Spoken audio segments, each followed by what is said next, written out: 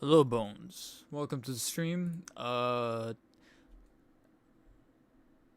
got a recent comment, although technically it wasn't on a stream video. Or how's my volume? I got a comment not too long ago. One of my well, it was on the post where I was asking people if they wanted to see a full review or a short of those two figures that I got. And there was one comment that put their vote in, and then at the same time they said that the volume is low in my videos, and I'm like, really? Because whenever I am about to lock down the edit and finally hit render, I turn up the volume on my computer and listen to myself, which is egregious. And whenever that happens, I just like it almost kind of, I don't want to say peaks, but it's pretty loud to where I even take out my headphones and I can hear myself, which is the headphones kind of floating like that. So I'm like, is it really that low, or like I can't tell if it's genuinely low or if it's simply just that individual listener, watcher, viewer who may need to go into their computer settings or something. I don't know, because I don't know. Randy Hales, welcome to the stream. Volume seems fine on my end. Yeah, because I'm like I said, when I edit my videos, I check. I even go through like 3 or 4 passes whenever in my full reviews, when you hear music at the beginning and at the end, those little like musical interludes that kind of intro us and outro us and inside of the videos. Sometimes my OCD kicks in and I'm like playing those segments over and over and over to make sure that the music is not too loud, that it drowns me out. Like sometimes I get a little obsessive compulsive about that. My internet is being absolute ass right now, but the sounds fine to me. Okay, just double checking, making sure I'm not peaking, but also making sure I'm not too terribly low. I was also on the deciding factor if I should stream today or tomorrow or Friday. I voted on today because tomorrow I actually have a video going out. It's actually a opinion piece video that was originally going to be a topic on today's stream, but I was like, you know what? I actually shot it over the weekend with the full frame camera, so better quality, better editing, better sound, because I'm not using. Because when it comes to streams, I use the Quadcast. Some of you may recognize the lighting here. Sorry about the bumps, whatever the case may be. But you can kind of recognize the design of the mic. It's the HyperX Quadcast, which I got like 75% off back during my Best Buy days. Because I guess I can go ahead and say, some of you, I don't know who here works at Best Buy, whether you're either watching this on the live or watching this as a VOD. But back at Best Buy, there used to be a time pre-COVID, way before COVID, it was like 2017, 2018, where they would give out these accommodations. Basically, there were like coupons or rebates that you would get for completing certain like specific company specific training sessions. So you would go into like the portal and train yourself about certain products. And of course, one of those companies was in fact, also I'm noticing that you know what, I actually kind of like that. The exposure is auto, but at the same time, I think I actually might kind of like that. Because then it's not blown out. It bounces. I just noticed. I'm just doing this with my hands. But yeah, we would do like these trainings and more or less get rewarded for it. And one of them was for HyperX, the company, and they had a list of accommodations, and one of them was for, I think it was one of those where it was simply just a big chunky bit of training for various amounts of products, and at the end you just get a coupon for 75% off of one of 3 items. And I think out of those 3 items, one of them was a headset, the other one was a keyboard, and then the third one was this mic, the HyperX. And I chose the mic because at the time I wasn't really PC gaming. I didn't even have a full decked out PC like this. I was strictly just console. And whenever I used the computer for any kind of purposes, including editing at the time, I used to edit this way because I thought, oh, I can edit on the go. I used to edit on laptops, on my MSI laptop at the time. So I was like, I don't need a keyboard. Probably should have grabbed it to save it for future usage. And I already had a headset. when playing. I can't remember. I think it was a Logitech headset or whatever. So I went with the mic. Um, and so I went with this mic, but I think around the same time, if not a year later, I found out about Shure, invested in a Shure MV7, which was technically bought by one of my best friends for my birthday. He helped me out with it.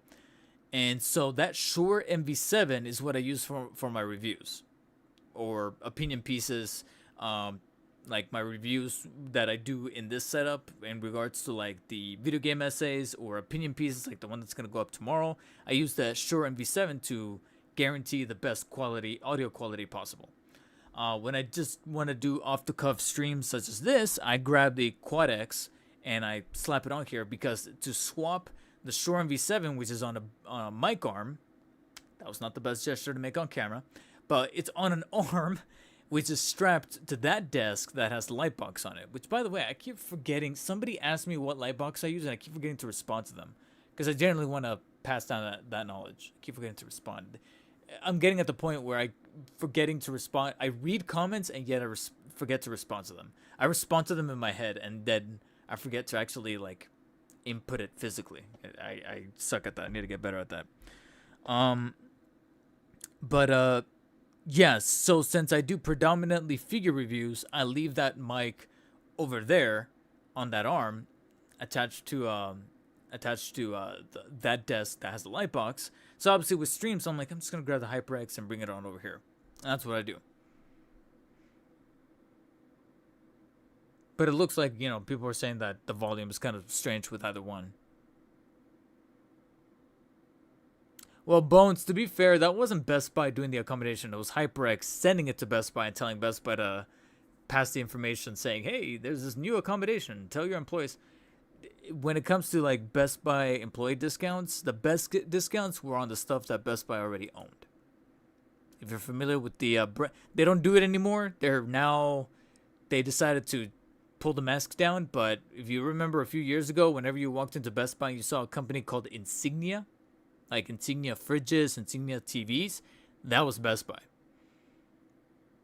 Just in case, I won't go into specifics, mainly because I can't remember the specifics. But let's just say that a Insignia USB-C cable that was like $10, I would literally get it for like, again, I can't remember the specific cent count, but it would literally be in the cents. It wouldn't even be $1. It would be like 70 something cents. A cable that was like $10, I would get it for like 73 cents, 80 something cents. I'm like, this is cool. It being on this side with the blue shirt as an employee, it's cool, but it wore off fast, because immediately I was like, you know, whenever I would sell it to a customer, I'm like, you mean to tell me that these things are made for like cents on the dollar and we're selling it at $10? Fuck you.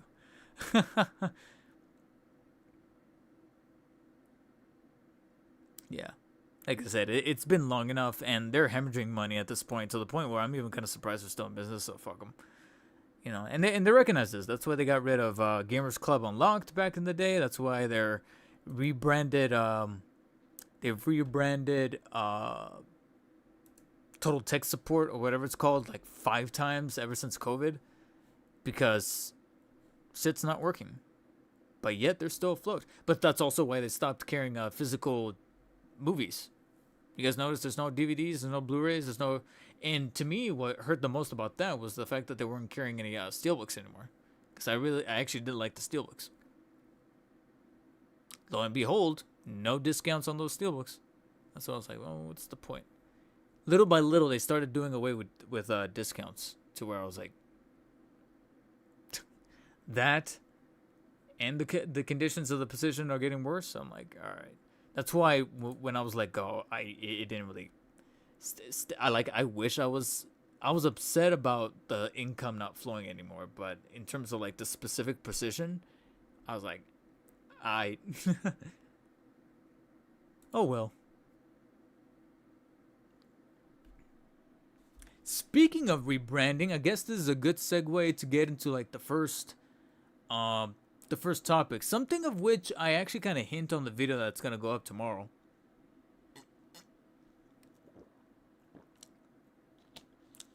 See if I can pull it up. But yeah, Randy Hales, welcome to the stream. Bones, welcome to the stream. Justin Collects. Welcome to the stream.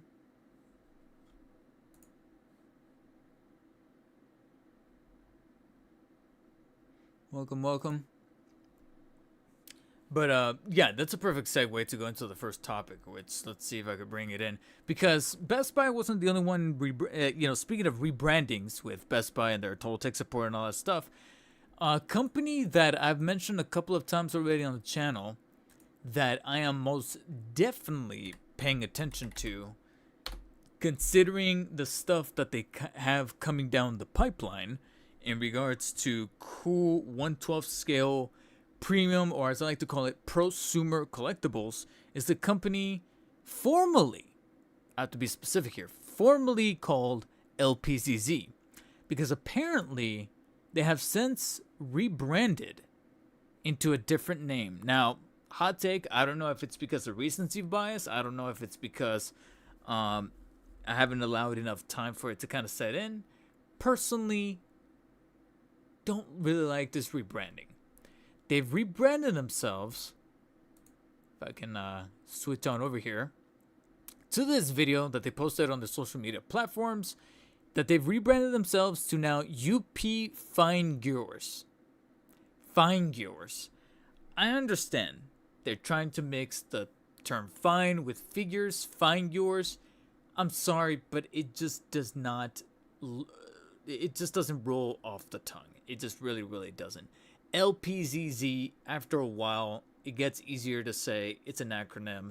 I get it, because I think it's LPZZ. It's like an acronym for the location over there in China that they're based in. In fact, you kind of get a quick look at the location listed here at the beginning in the first opening logo.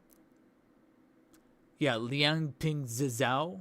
I'm probably butchering that name, but that's what showed up right there. And I saw the constant letters there, the consonants, and I was like, yeah, there it is, LPZZ. So that's what they're naming, LPZZ. But I'm guessing it has something to do with the location, kind of not too terribly unlike Stone Row, that was formerly Morphig, that is now InArt 1/12. Originally, they would be called Stone Row because that's where one of their offices, either headquarters or offices, one of those two, was located in. So they took up the name Stone Row. Apparently, since then, I think there were like licensing problems with the term Morphig, because there was a different company named Morphig, so they rebranded to Stone Row. And after that, I don't know what the motivation was to change it back to InArt, only this time adding the 1/12 at the end. These companies are weird. It gets a little difficult to keep track of them, but now it looks like LPZZ is following suit by rebranding themselves as UP Fine-Gures. Fine-Gures. UP Fine-Gures. UPF? Maybe we can say UPF, but at the same time, I'm a little strange that it's either going to be confused with UPS, like the shipping carrier, or some kind of military faction, because it kind of sounds like it. It kind of sounds like the bad guy in a video game. And yeah, still, like, some people here in the comment section say, I'm used to LPZZ now.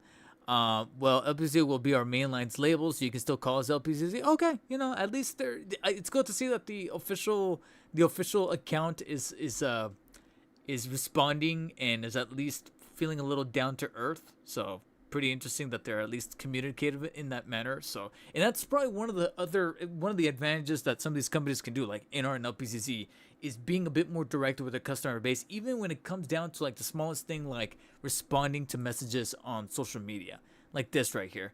I've always wanted to make one, was even on my plan, but even like make a Moon Knight figure, because apparently they're using Moon Knight music, which is probably a good thing that I have this thing muted.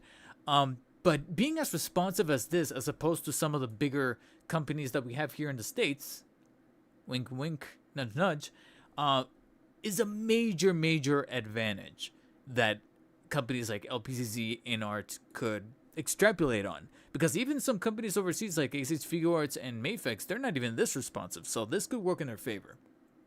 Now, along with this very strange rebranding, we also got a couple of little sneak peeks at recent shows about what they got coming down the pipeline. Because for those of you who are not in the know with LPZZ, the company, recently they finally, I guess, more or less released their Arkham Knight Batman, which has been looked at with a close microscopic lens by me and many other collectors within the 112 space for, I think we're kind of close to about a year now, and it's finally somewhat released. I say somewhat is because some of these manufacturers or resellers like Toys Metaverse, 5K Toys, Bumblebee are releasing them in like batches or waves. So some people are receiving their first batches. Some are actively still getting them even down to this week, to where certain shipping containers from overseas through a boat,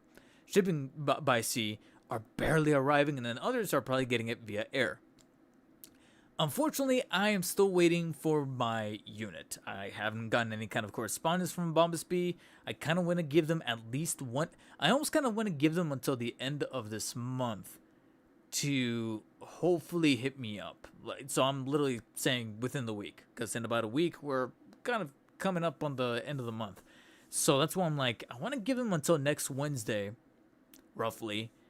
And if I still don't get any kind of update on Bumblebee, I might just hit them up and be like, hey guys, what's going on? I don't want to cancel, but I do kind of want some kind of update. And I understand that their product page does say that they're getting them in batches. Please be patient.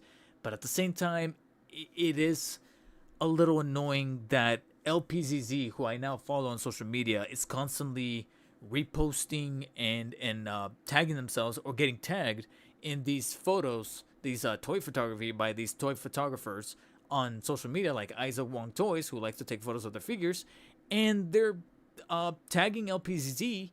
Along with that, also thanking the other storefronts like Toys Metaverse and 5K Toys. And I think I even saw a couple of Bumblebee ones saying, hey, thank you for sending the figure very quickly. And I'm like, and I'm over here just kind of waiting, like, so it is getting, a little saddening. I'm kind of like over here feeling a little defeated and slumped over, like, damn, where's mine, man?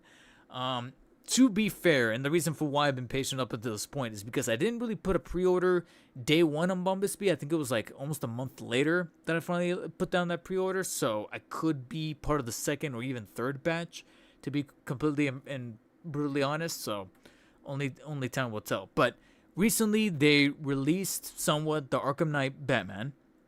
I think maybe last week they finally put up pre-orders for the Arkham Knight Deathstroke across of those retailers that I just mentioned: Bumblebee, 5K Toys, God Damn It, I think is also in there. Toys Metaverse, which I'm kind of leaning towards now putting down my pre-order. No offense, Bumblebee, but now seeing my experience with the Arkham Knight Batman, I'm kind of leaning towards Toy Metaverse and putting down my pre-order over there, along with another figure that is also going to be mentioned on tomorrow's video. But they also got some prototypes that were recently shown at a show that they did kind of mentioned in like a documentation that they put out there somewhere, and then shortly after that document leaked or got spread, they showed off these prototypes of a Hush comic-based Batman. And here you have a prototype, fully articulated but not painted, completely unpainted prototype sculpt, but is pretty much coming from LPZZ, and it's based on the Hush comic interpretation with the suit, the look of the cowl, the look of the physique, everything. And it's very, very curious that LPZZ is not just going for the hyper realistic stuff, whether it be from the movies or even the games, but they're also not going to be afraid of tackling the comics, because they know that people eat up these reissues that are coming out of Mafex. Because Mafex, you got the black and gray variant, you got the blue and gray variant, and then literally last night they put up the black and gray variant of the Night Crusader, based off of the Nightfall blue and gray that came out like a year ago or 2 years back. And last night, pre-orders for that toy show exclusive went up on like sites like Hobby Genki. I'll have to check and see if it's still available, because I had half of mine to want to check it out and pick it up, but at the same time I was like, but I don't know. It's a lot of money. Let me check. Hobby Genki. I did sign up for email notifications for them to tell me when it went up, and I got them last night, and I saw it and it was available. But at the same time, seeing the amount of money and considering that I'm mainly just paying the money for the repaint, and yeah, it's out of stock, it's sold out, but I'm not terribly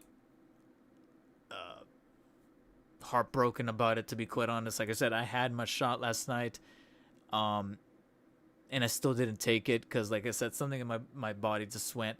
You're paying roughly about $70 to $80 for a repaint of a figure that is legitimately cool, but it's got the smaller ears. The buck looks about the same, but this time you're now going for a black and gray paint decal. Apart from that, I don't know. And that's why I was like, and I don't have any pay later options. Surprisingly, the Scarlet Spider, which is also the other pre-order that went live last night, was also available. And is still currently available. This one actually has not sold out, surprisingly. But the Night Crusader definitely is out of stock. But again, I'm not. I don't know why, but I just don't really feel all too bad about it. And I remember somebody did say, "Hey, can you review this guy?" And I'm like, technically, I already reviewed him because I got that blue and gray version. This would just simply be a color swap. So that's why I was like, should I do it? And I still hesitate. And the fact that I hesitated, I think, is enough to say, yeah, save your money for something else, to cover something a little bit fresher on the channel.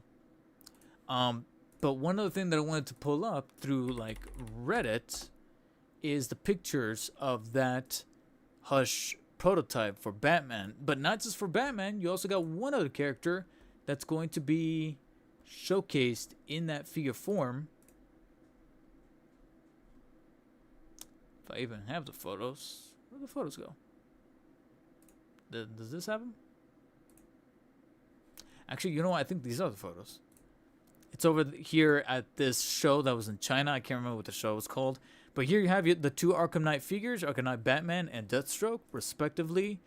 But I believe that's a nice, cooler, cleaner shot right there. You could tell that they're gonna go out with the texture, with the look of the sculpt and the detail and the ornaments and all that stuff. And I'm looking forward to having one in hand, which is why, and as well, they're oh my god, I am getting a little bit of Batman Who Laughs fatigue, but at the same time, if it's done really right, it's very difficult for me to not look at one of these figures and go, yeah, I'll check it out. You know what I mean? If done right. It's kind of like when people make the argument about superhero fatigue, but then when a superhero movie comes out, but it's actually good, it's like, yeah, but it was good. It was done well. And to make sure that I don't have any kind of delays getting it, should he come out by the end of this year, because so far this guy is projected to release by Q4 2025, which is technically December. So by the end of the year, we shall see. This guy, I think, has been around for almost as long as the Arkham Knight Batman. I think maybe just a couple of months removed, but he's getting quite up there. So interesting to see. But here, despite the blurriness with the pixelization, you get a little bit of a cleaner photo here, is the Hush Batman coming from LPZZ. An unpainted prototype. You saw the articulated photo. This is now the default static shot. Non-articulated sculpt, because you can see right there that's missing the joints, but simply just a proof of concept. And along with him, a Hush Superman. You can see right here. So you can kind of utilize a little bit of your imagination as to where the joints are going to be. But very, very curious that LPZZ is not going to be afraid to tackle some comic book interpretations of these characters, especially when they sound like characters like Batman and Superman. But that's not to say that they're going to completely ignore the action figure front. I'm sorry, the comic-based front. What am I saying? They're also not going to be ignoring the stuff that is just constantly printing money, because as much as I'm getting tired of the Snyder bots, we are getting some more Snyder figures. LPZZ is so far looking into, it looks like, I don't know how, like, I'm a little confused of whether or not this is truly coming down the pipeline, because we've never gotten an unpainted prototype. We didn't get really a leak or anything like this, but this is in fact shared by LPZZ's official Instagram account.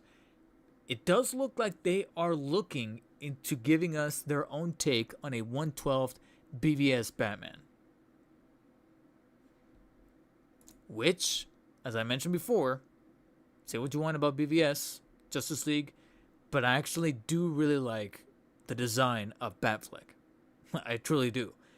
And if LPZZ is also doing them as well, with really good likeness on the face sculpt, Jesus Christ. Like, we're, people who are, in fact, fans of that design are going to be eating well.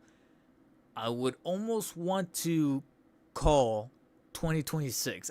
If this truly is becoming material from LPZZ, I'm calling right now. We're not seeing it this year. We're probably going to be seeing it, truth be told, probably this time next year. Maybe a little earlier, maybe somewhere around the May to June area, but most definitely not this year. And probably around that same window, you know who else could probably create some kind of very stark competition for LPZZ in this market of 1/12 scale figures from BVS? The one that just revealed recently at Comic-Con, at the Comic-Con event, their own 1/12 scale BVS Batman in art, along with the Henry Cavill Superman in that same scale from BVS. So that's insane that now we got two companies delivering on a hyper realistic yet still potentially affordable and competitive 1/12 scale BVS Batman.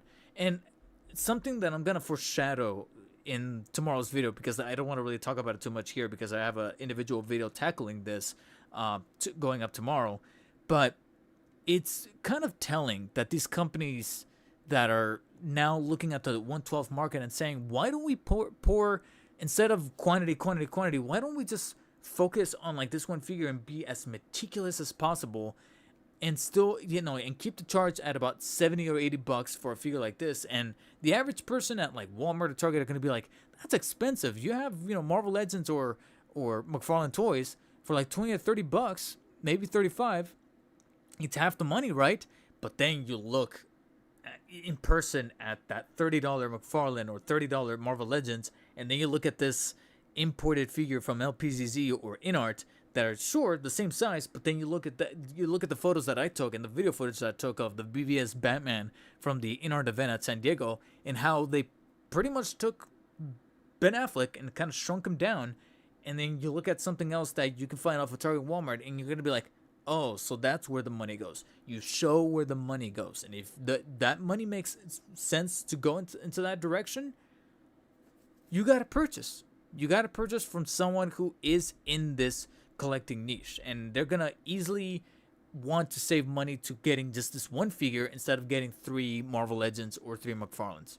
I'm just being completely brutally honest, and like I said, I'm gonna extrapolate that topic just a little bit more on my video that goes up tomorrow in regards to what is happening with certain toy companies and how some of these companies overseas like InArt, LPZZ, and to a certain extent Mayfix and Aces Figure Arts, they still have an opportunity to do this, are taking huge advantage of certain companies here in the West resting on laurels and going, you know what, let us do something. And even some third-party ones that we maybe have heard of in passing but never really paid too much attention to, really didn't bother to follow them on social media or follow what their recent releases are. And now I'm over here looking like, who the hell is Sawtooth?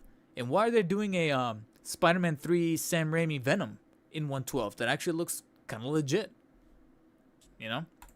Again, hinting at the video tomorrow. So, like I said, LPZZ is making some moves. Granted, one of those moves is a little strange in the form of a rebranding, but I'm willing to look past the rebranding if it means that we're getting a dope Arkham Knight Batman figure that I'm desperately wanting to have in hand so I can cover for you guys on the channel. But then pre-orders just went live for the Deathstroke that will hopefully, wait, fingers crossed, come out by the end of the year. And then probably going into 2026, BVS, Batfleck, and Hush comic-based Superman and Batman. And if that means that they're willing to tackle the trifecta of mediums that Batman is probably the most iconic in, which is movies, games, comics, the sky's the limit of what their options are as far as in the movies tackling all of the cinematic Batman, or mostly. I don't know if they're gonna go as far as to deliver on a Clooney or even a Kilmer, although come on, do a Kilmer. They'll definitely do a Keaton. If they're doing Batfleck, they're definitely gonna do Keaton. They're probably gonna do Pattinson because he's the most recent. But the only ones that I'm a little iffy on would probably be Kilmer or Clooney, and even Adam West. But we'll see. And then as far as comics, you got Hush, which is arguably one of the most iconic ones, but maybe Killing Joke Batman, maybe Long Halloween, some of the most iconic story runs in the comics from Batman that people most often recognize when they see a Batman comic, they think of that interpretation. That's probably something that they could do. So what do you guys think our LPZZ is doing here? And are you looking forward to what they could potentially bring about to the industry? Alex, welcome to the stream. What's up?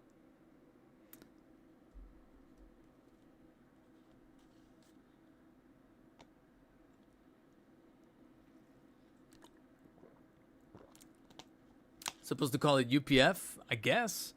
But like I said, it just makes it confusing. I already get US on paper. I already get USPS and UPS confused. So now UPF. UPS is delivering UPF ASAP. UPF Figs might be the best way for the new brand. Oh, UPF Figs. UP Figs? Because it sounds like I'm pissing figs. No. Off topic, NECA is releasing a reissue of the quarter scale Arkham Knight Batman and the 89 Batman. But I can't get them because I don't have anything. Hopefully they hit comic shops or Targets. When it comes to like, this might sound a little pompous, maybe, or arrogant. I'm sorry, and I apologize because I even recognize that it sounds pompous and arrogant. But when I think of a quarter scale figure, it's got to be a Hot Toys, or even if they ever do it in art, or thinking of the parent company to InArt, Queen Studios, as far as statues, quarter scale statues. But I never think NECA. Every time I see a NECA figure in quarter scale, like whenever I go to Frankenstein's, ever so often I see one, not just for a DC character, but ever so often they'll have like a Predator one, or they'll have like a Chucky one or something like that. It doesn't look bad as far as like the sculpt, but there's always something on the limbs or the hands or whatever that just looks way too plasticky, that I'm like, if it's gonna look like plasticky like that, I'd rather shrink it down so that I can bring about articulation and manageability that I can kind of play around with. Whereas core scale, I'm like, I got this thing. If it's this big, then I want actual like clothing. I want rolling eyeballs. I want realism. You got the bigger canvas, work with that canvas. Whereas NECA in quarter scale is simply just a bigger NECA. I'd rather just have a 6-inch NECA. I don't know what it is. I have to make sure I'm pronouncing it correctly. NECA. I always hated saying their name. And you know goddamn why. I can't wait for them to email my second payment. He looks. And here's the thing, Bones. Okay, Bones.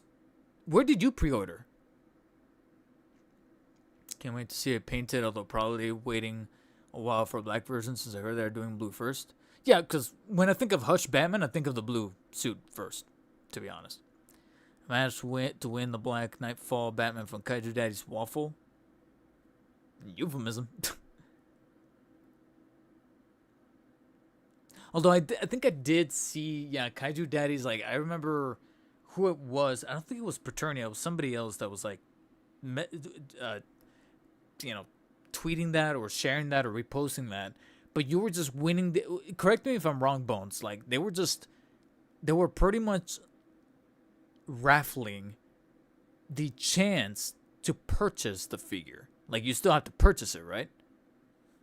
Or did you actually, like, win the figure for free? Oh, that too? They got rid of accessories? That makes my decision to skip it easier.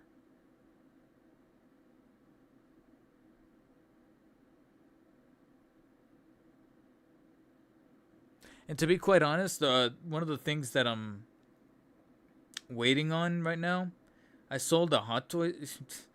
Try not to talk too much shit. But I sold a Hot Toys figure. And today I got the message from the guy saying, "Yeah, I received it. It looks awesome. Thanks."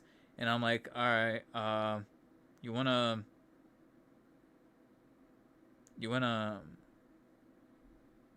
rate me? Cause I don't get my money. I don't get the money until you rate me." And he hasn't rated me. That was like hours ago, almost 6 or 7 hours ago.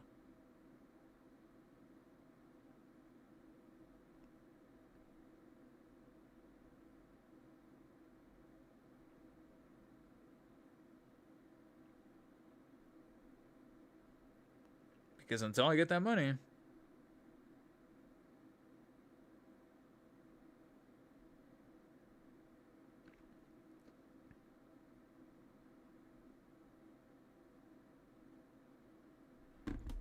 I won't be able to put down that pre-order because, like I said, hold on, double check, make sure that it's still.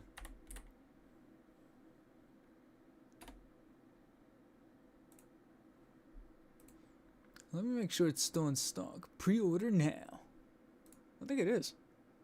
All right.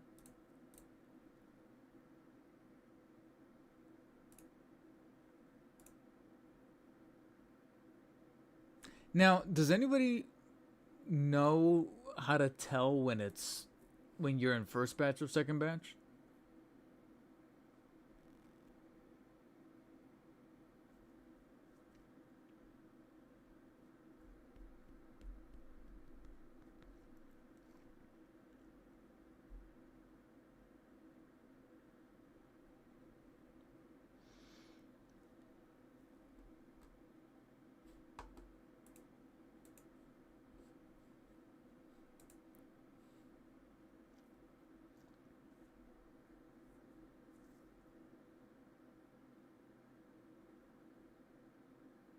I wish I could have found the Mayfix Nightfall Bane. He got reissued like last night. Now he's gone again. I checked earlier. He's sold out again. But yeah, he got reissued. So I'm thinking that maybe there's a chance for a third reissue. If not, then yeah, it's gonna have to be aftermarket at that point. A classic Red Hood. Hello, please. Two-Face comic or yeah, there's options.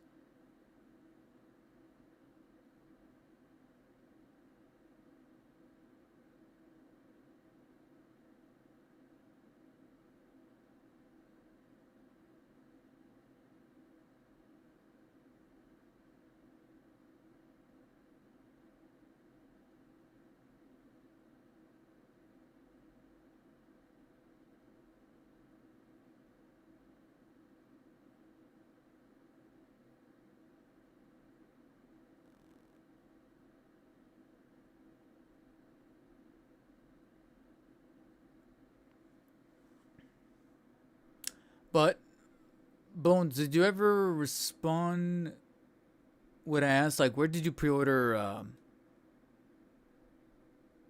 You said that you're waiting for. I can't wait for if I can't wait for them to email for my second payment. Where did you pre-order him? Because like I said, I pre-ordered through Bombasby, and they're taking the straight time.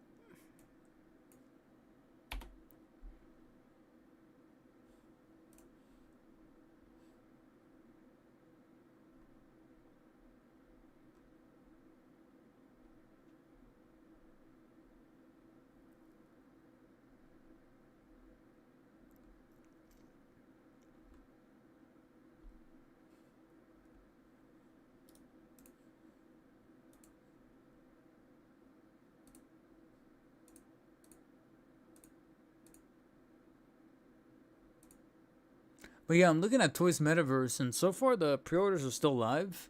I just wonder if it says if I'm still in the first batch or second batch. When did pre-orders go live? I think the ultimate way is to go back to my Instagram because I do follow Toys Metaverse on Instagram, and I do believe that they posted. Sorry. I do believe that they posted an actual announcement saying pre-orders are. Yeah, here we go. A week ago. I want to say the 13th. Oh, exactly a week ago. Okay. I mean, I'm guessing. Okay. Yeah, I mean, I'm guessing that we're still within the first batch. I'm praying. God.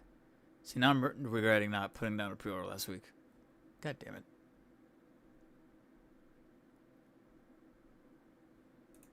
But I can tell you right now, when I pre-ordered the Arkham Knight Batman, that was like almost a month and a half later. Not a week. So I'm hoping that just a week doesn't cause a major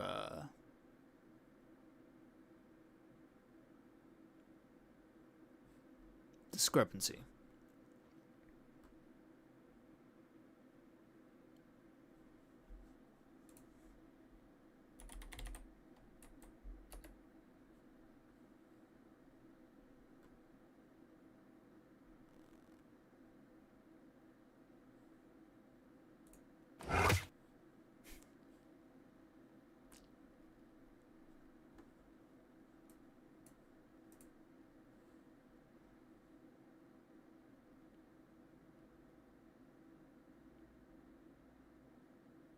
Toys Metaverse? Okay.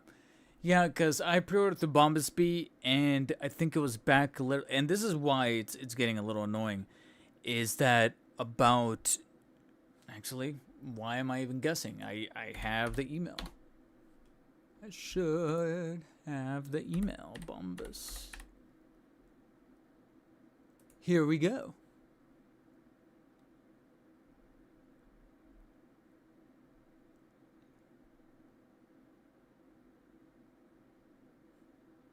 Yeah, here we go. July 15th. July 15th is when I got the email saying, "Hey, we're about to get the figure. Here's the invoice. Pay now." July 15th was when I got the email from Bombasby saying, "Hey, we're about to get the figure. Here's the rest of the payment along with the shipping." Which at the time shipping was they gave me the two options of either free shipping, but it's gonna be by boat, which means it could take like a fucking month, or upcharge yourself because it gives you the option, or pay an extra. I think it was like $15, $10 or $15, but we'll do by air, which will then be almost cutting the time in half to like 2 weeks, maybe 3, depending on any for aforementioned possible delays or whatever. But they're aiming for 2. So I'm like, all right. I went ahead and told them, because I do content. I'm planning on doing content on it, and the quicker I get it, the sooner I get it, the better. Told them by air, but now it's stuck in the. Last time I checked, let me check again. Last time I checked, which was literally yesterday, actually, still in the processing stage. Has not moved whatsoever. We're talking almost a month and a half. That's why I want to give it until next week and then finally be like, all right, guys, where is it? Where is it? And I paid it on the 21st. I waited a few days, but paid it. So I don't know what the problem is. Okay. And that's why I'm very hesitant to put any more even though they got the cheapest pre-orders, like you can pre-order figures for like $5, but now I'm starting to understand why Toys Metaverse is charging $20 for their pre-order, because it seems like it's probably worth it. It looks like they get some of the stuff earlier, or are able to move shit earlier. Because like I said, I keep seeing these posts on LPZZ's official social media platforms of other people getting their LPZZ Arkham Knight Batman, and they're shouting out Toys Metaverse, they're shouting out 5K Toys, and I'm like, bro, where the fuck is mine? And I think there was I think a couple of weeks ago, somebody told me about a YouTuber, toy tuber, that reviewed Arkham Knight, LPZZ Arkham Knight Batman, and they mentioned in the video that they got it from Bombasby, and I'm like, I guess I'm second batch then, because I didn't get anything. I got the invoice, paid it off, took my money, but that's it. Home skillet biscuit.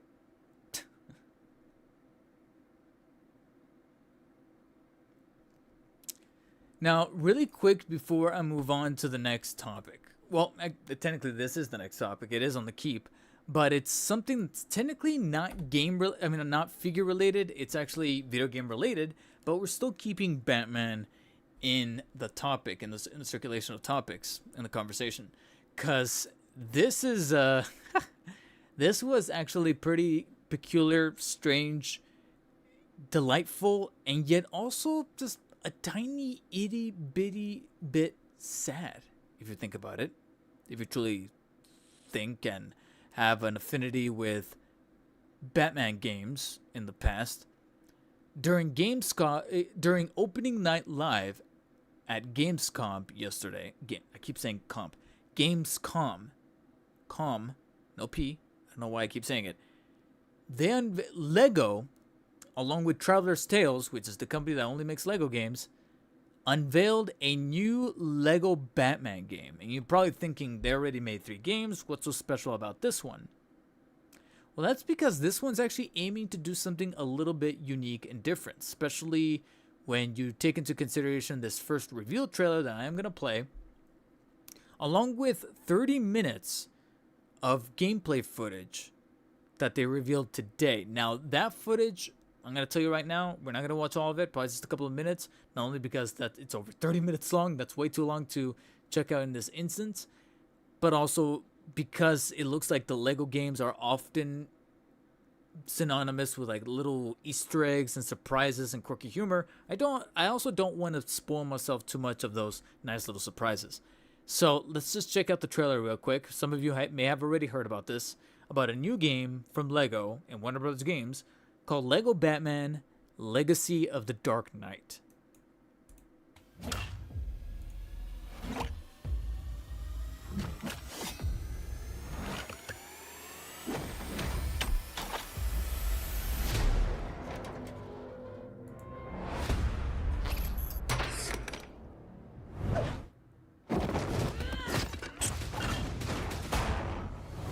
That's better. I need to become more than a man. I need to become a symbol. What did you have in mind?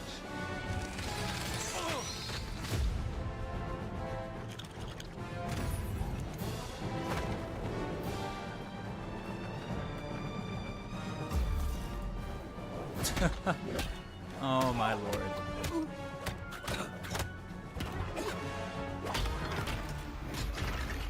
Who are you? I'm Batman.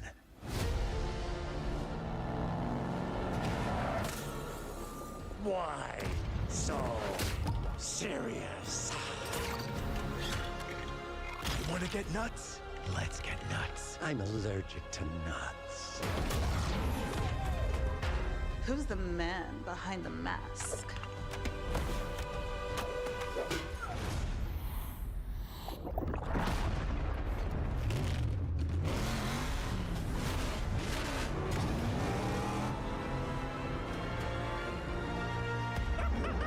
I got you!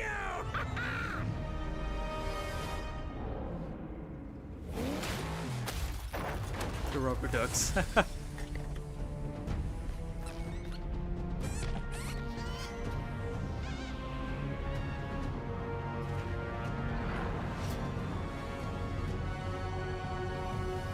Oh, you think darkness is your ally. You merely adopted the dark. I was born in it, molded by... Ah! Who put that there? I That could looks have huge. really hurt myself. 2026. Still no concrete date, but they just wanted to make it clear that it's not coming this year. Huh, I have a WB account? I should be able to get that for free. Yeah. I was watching one of my favorite streamers last night, and they actually got to the point of talking about this game during, because he was reacting to the Gamescom opening night live, and they brought up this game, and I mentioned in the comments, I'm surprised nobody mentioned this joke, but I pretty much said, when the people who make Lego games make a better Arkham game than Rocksteady now, and even he was like, true though.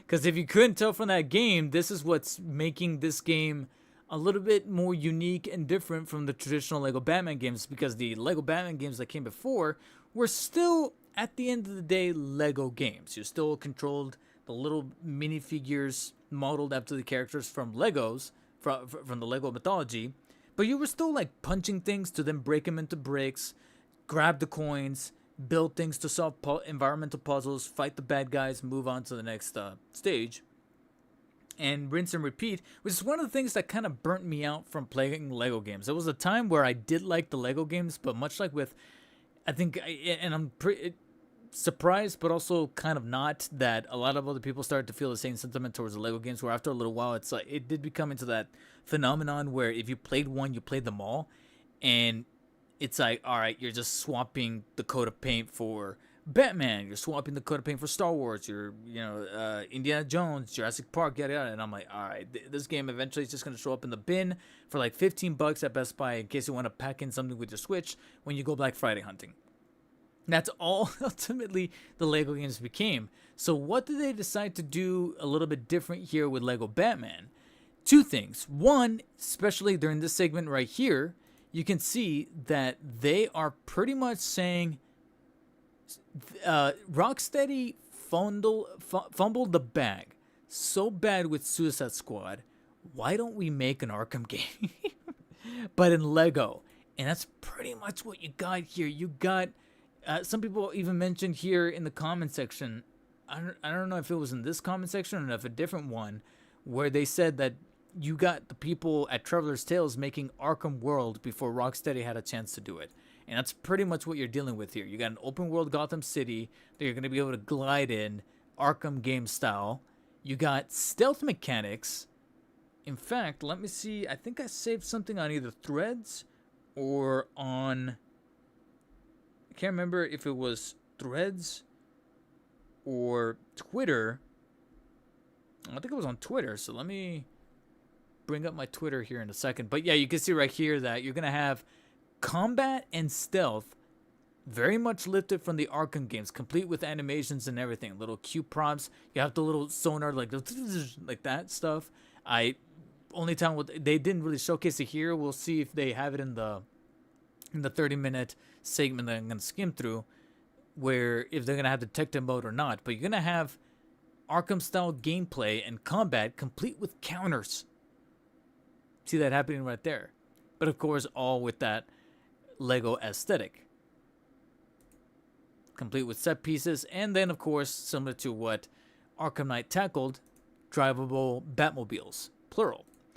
That's arguably the second big thing about this game. And let me swap it here while I pull up my Twitter to pull up those little notes that I believe I saved, because I think it was Culture Crave that shared it. And I was like, yo, this actually would help me out in the long run. What the hell? I didn't save it? Wasn't it Culture Crave? I could have sworn I saved it. Oh, well, here, let me pull up their Twitter.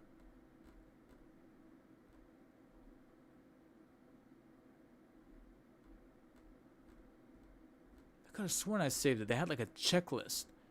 Like all the features are going to be coming. Where are you? Could have sworn I saw it. Yeah, here we go. It's a little graphic. Found it. That's the picture. But yeah, Culture Crave saves this. Lego Batman Legacy of the Dark Knight details. So, follows Bruce Wayne's entire story. Incorporates elements from each Batman film. And that was the second thing I was going to mention from that trailer that I noticed yesterday alone. Was that they're taking things from all the different movies, but they're not just keeping them within the movies. They're literally mixing and matching. You have, I think probably the best example, going back to the trailer. If this is the trailer, no, that's a 30-minute slice. Going back to this trailer, actually, this is the best moment right here. Is when you have Batman putting Joker. Let's get nuts. I'm allergic to nuts. It's the interrogation scene from The Dark Knight, but he's quoting 89 Keaton Batman. And I believe you have this segment right here at the very, very beginning where he comes out of the shipping container and does that whole thing with the lighting. That's the hallway scene from the Batman, the Pattinson Batman, where you have the muzzle flashes and he's like, like that, and doing all that crazy stuff. But he's at the shipping docks, which I believe is from Batman Begins. So they're literally going everything and just mixing and mashing in a way where it's like that. At first, I didn't know how to feel about that, but over time, I was like, you know what? It really would have been very conventional just to be like, well, now we're just doing this movie. They're doing this movie. And probably saw how easy it was for people to skip certain entries when it came to like the Lego Star Wars collection, the Skywalker saga, where they took all those movies and there were certain movies that you had to go through in order to unlock the movies that you probably wanted to go to. So you wanted to do Empire Strikes Back, but in order to do Empire Strikes Back, you need to play through New Hope and you didn't get the chance to like swap around, and maybe you wanted you wanted to at least experience one of the few cool moments in Last Jedi, but in order to do that, you need to play The Force Awakens, and so on and so forth. And I think everybody skipped Rise of Skywalker in that thing. So I think they probably saw that and thought, you know what? Instead of restricting people to having to play through a certain specific movie that they probably don't want, why don't we just mix and match the best, like, greatest hits compilation DJ mix, as opposed to simply just taking the separate songs and putting them in the very best style. But instead, it's just one long track. And I think that that's kind of their approach here. So going back to the notes, open world experience, confirmed gallery villains include the Joker, the Penguin, Poison Ivy, Ra's al Ghul, and Bane. I don't know if they're mentioning it here, but I think I did catch a glimpse of the Red Hood in there. The classic Red Hood, the one that with the tux and the cape. Confirmed playable characters include Jim Gordon, Robin, Nightwing, Batgirl, Catwoman, and Talia al Ghul. Has 2 difficulty levels, Caped Crusader and Dark Knight. Kind of wish that there was a third one in there, but that's just my video game biases.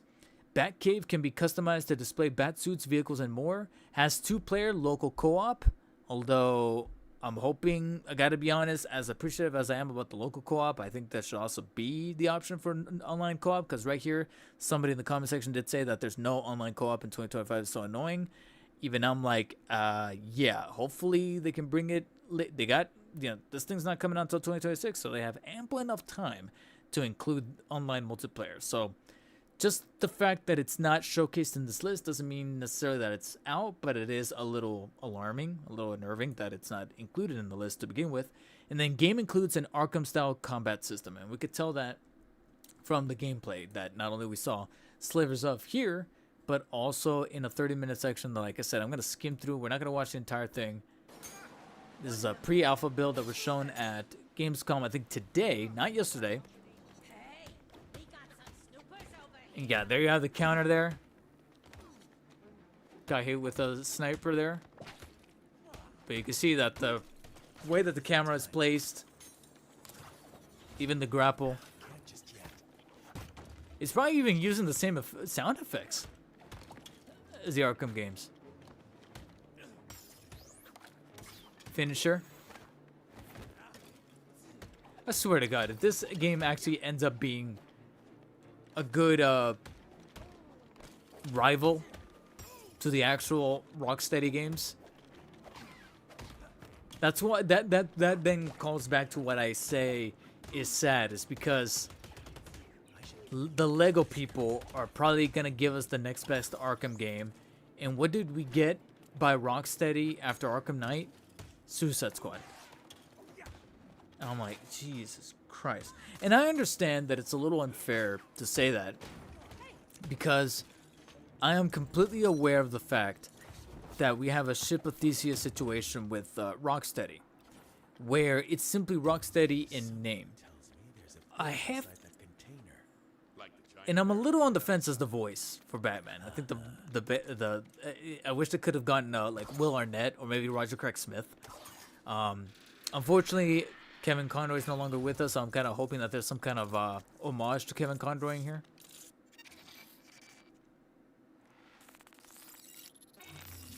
You even have to do some of the detective work, quote unquote, and of course I get an ad just a few minutes in because it's IGN.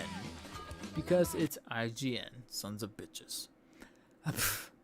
An ad that I'm getting kind of sick of because I get it also when I'm trying to watch TV or watch streaming. All right, back to it.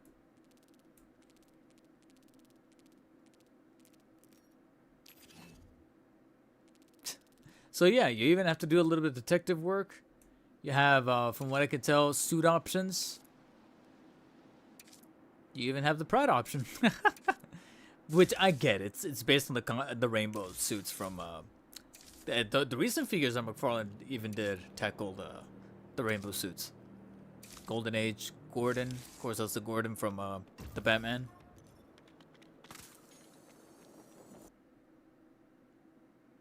But yeah, I'm trying to see if there's anything a little bit on the different side when it comes to, dude. Okay, see, and this is why another reason for why to skim through is because I know for a fact there's gonna be ads up the ass when it comes to IGN or any publication for that matter. Because I think I saw that GameSpot also did. Let me go over to GameSpot because I know GameSpot dropped a 30-minute chunk. Here it is. I swear to God, if they... What?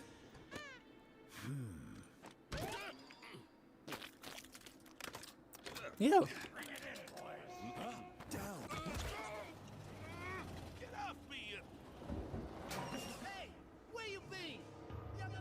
The Red Hoods? 3 more shipments. We had some trouble. We're here now. Ain't we? Get moving. We need to analyze all 3 bears. Find out what Red Hood 1 is cooking. I'll give you 2 to 1. It's not porridge. Hey, whoa, Secure the area, boy. It's cool that they're not just completely replicating the movies. It looks like they're also incorporating some brand new adventures, like this one with the Red Hood. Detective. It's gonna make the whole thing feel a little more fresher. Go find those bears. So it'll kind of keep you on edge as to like, okay, you got this adventure where we're dealing with the Red Hood and the stuff that's going on with the bears, but you'll probably recognize that the bear stuff in shipping containers is a reference to Batman Begins. And maybe the scene after that is going to be the interrogation with the Joker that's lifted from the Dark Knight, but you didn't see that coming because now it's following a thread line that's different than what you've seen before. So it's an interesting way to remix the classic tale while at the same time paying homage to the comics. Because so far we're mainly just seeing the movies, kind of hoping that we get some Arkham references, but we also get traditional comic-based references as far as stuff to Hush, Long Halloween, Nightfall, which in and of themselves could also be, they have to be careful because it could then become a little redundant since some of the movies took inspiration from some of those comics. But, you know, I was going to say Killing Joke, but I think that might be a little bit too dark for the Lego games to tackle. But you get my point. Lucius, I'm going to analyze 3 more chemicals. Can you tell me what they make when mixed with the sample I brought you earlier? And you can definitely tell it's pre-alpha since there's a line of dialogue there that didn't make it into the cut. But yeah, I'm trying to see if there's going to be a detective mode. It looks like GameSpot is a little bit more favorable with the whole ad breaks. Swear to God, if I get one here. Here's the machine. Let's do this. We're not moving fast enough. I'm sending new parts for the mixing machine. Install them and increase production.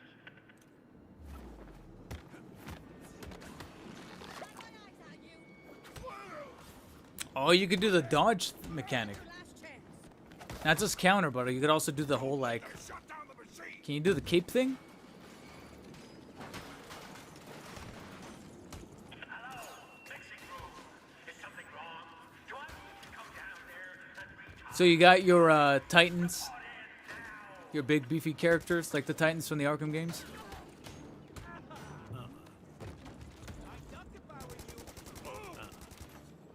You also got dudes with guns. So they're not afraid to pull back punches on these guys.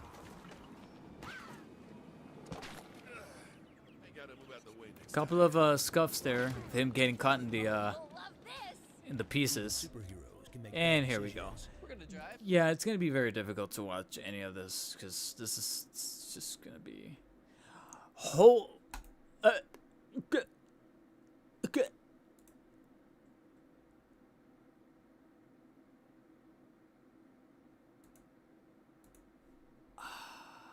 Yeah, I'm done.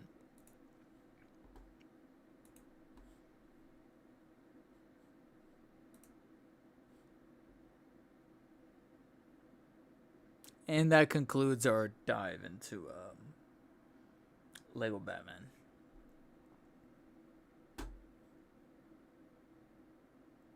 You're putting him in ads now? Just comes to show you that you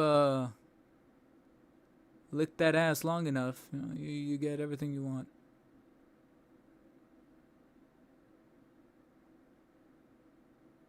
Nightwing, welcome to stream. It's funny, I was willing to tolerate that commercial until he showed up. I was like, yeah, fucking A, dude. That, and then on top of the fact that all these like publications have to put like a shit ton of ads through a 30-minute video, I'm like, all right, it's not even worth it. But you guys get the gist that this game looks pretty intriguing and very different than your traditional Lego Batman game. Just enough that it will definitely be retaining my attention going into 2026 to see what happens.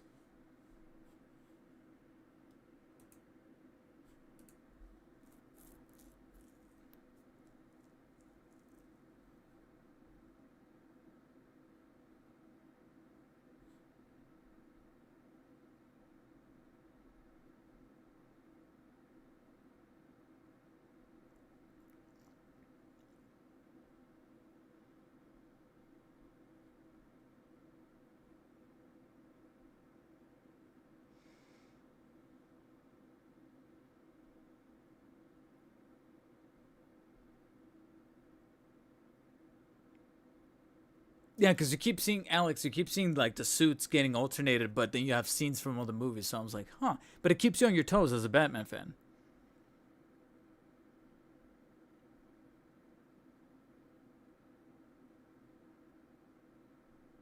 I'm guessing So Bones, but like I said, what kind of spices it up a bit is that you're doing Arkham gameplay. They're like, you know what, the Arkham gameplay works. Why don't we just do that?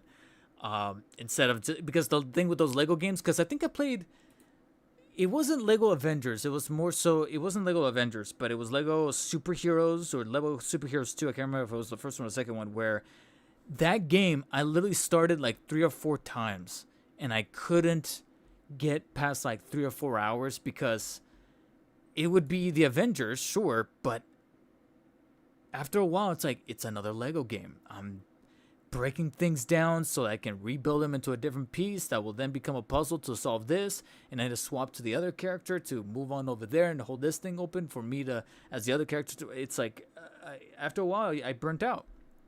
So this one, simply just saying, fuck it, we're doing an Arkham game, but it's just gonna be Lego. I'm like, yeah, all right. I'll keep my eyes on you guys.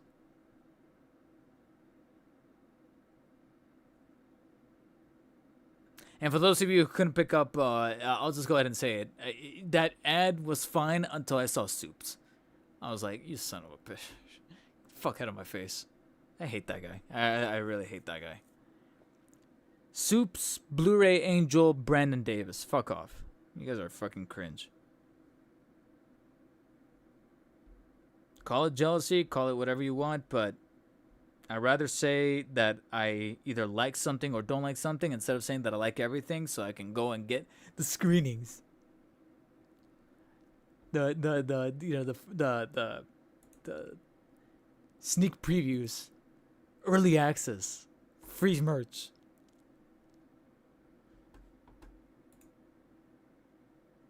It's a shame because like ever so often I just open Instagram whatever, and sure enough in my a little bit of TikTok, but more so Instagram and even a little bit of Twitter and even some threads, and I'm like, why is this guy in my feed? Get the fuck out of here.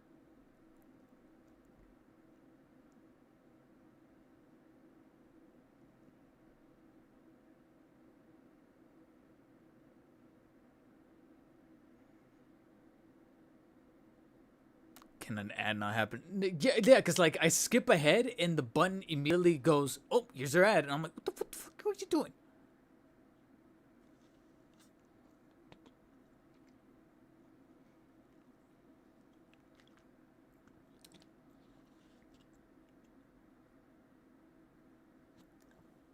Nightwing, thank you for dropping by. I appreciate you, man.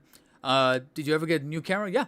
These last when did I get it? In April? Yeah, I got it in April. So basically, I guess not really April, but more so like at the beginning of May, every review that you've seen me post, official review, like in 4K, since the beginning of May has been shot on the new Sony A7C. Now, with that said, a little bit of a mini rant. I'm really hoping that I didn't get, I don't want to say scammed, but I really hope that we didn't hold back on, I really hope that the guy that I bought it from didn't hold back on information regarding the camera. And the reason for why I say that is because, let's see, when did I start like really reoccurrently playing with it? It was like I said, late April is when I got it. Beginnings of May is when I was going hardcore with it. It was somewhere about a month and a half later, beginnings of like June.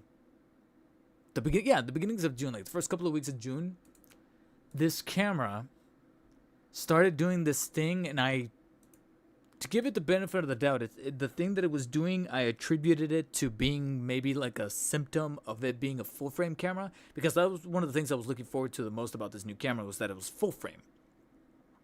But I noticed, and it really wouldn't happen when I did like the A-roll, but whenever I shot the B-roll, that involves moving the camera really quick, like tilting up and down or panning or doing anything like that, I noticed that whenever I moved the camera and I either tilted it or moved it or anything like that, and I changed, and the lighting would change within my light box, it would, I'm recording, it would literally stop recording without me saying so, pressing the button or doing anything.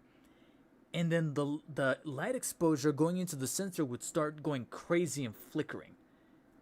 And I'm over here like, what the hell are you doing? Like, my focus is on manual, it's not on auto, I control the exposure, I control the manual, and yet when I would sometimes change the lighting at a brisk pace because I'm moving the camera, it would do this thing where it would stop my recording, and then the lighting would go like the exposure would just flash a little bit, where it's almost like it's adjusting, like the sensor is adjusting, and I'm like, why are you doing that? I didn't tell you to fuck around with anything. I chose the settings that I did, and just shoot. Like, what's your problem? It's almost like it can't take in the lighting. So that was issue number one that started to present itself very sporadically, not very frequently, like a couple of times at the beginning of June, but it was towards the end of June, beginnings of July, where it did start to become a little bit more frequently. It's still not at the rate of where I'm like, okay, this thing is fucked, but it still doesn't, like, I want to say every third or fourth shoot session. So not every third or fourth shot, thank God. There's some sessions where I'm filming for like an hour and that never happens. And then the next time I film for about an hour and a half, never happens. Then on the third session, a couple of times it starts to do it, and I'm like, why are you doing? That's the frequency. Recently, towards the end of July, sometime in August, I started doing a new problem where I'm filming the A-roll, and my screen goes black, and a little notification pops up saying recovering data. What do you mean recovering data? It's, my assumption is that now it's corrupting. What are you doing? What are you doing? And like I said, I haven't dropped it. I haven't done anything to it physically. What are you doing? I went online, looked up what that meant. It wouldn't tell me any concrete information. So I'm like, why is the universe trying to get me to go through cameras like crazy?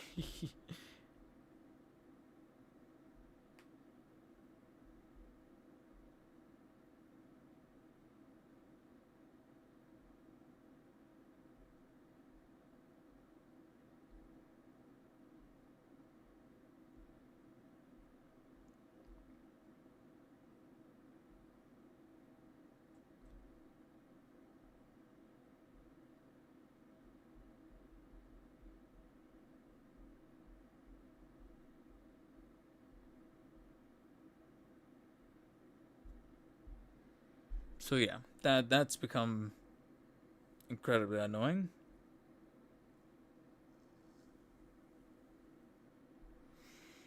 Soups is apparently also okay. I heard about that a little while ago. I don't know about horrible things, because what I remember reading wasn't necessarily like, unless I missed something, but what I read was that he was being accused simply of just being an asshole and not being genuine like he is in the videos, which is technically not horrible things. It's nothing that necessarily needs to be investigated, unless, like I said, I missed something. Because when I think of horrible things that need to be investigated, I'm thinking about, because I'm on Facebook.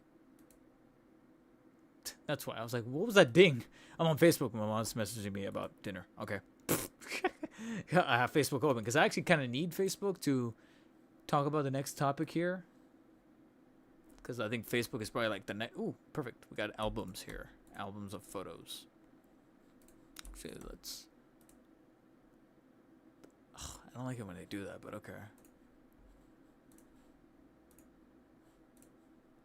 Like, go to the post. Why can't I see the post?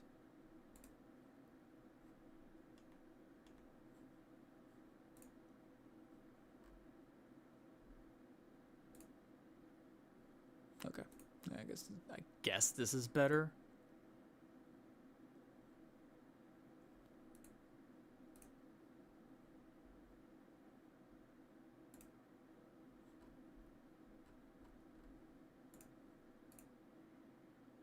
Kind of sucks that you can't simply just view the post.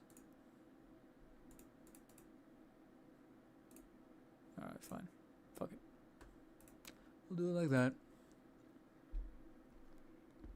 But yeah, from what I remember reading was that he was just an asshole and not as genuine and sincere as he is in his videos, where I'm like, could have told you that. My first sign that told me that Soups was a hack was back during the Endgame Infinity War era, where all those reactions were popping off. Because I always like study people and their body language. And to me, and this doesn't just go for Soups, this goes for anybody that was in the reacting space, is when they're reacting to a trailer and every like, not even 10 seconds, I want to say 5-ish seconds, 6, maybe 7 seconds, they're watching the trailer and then they do.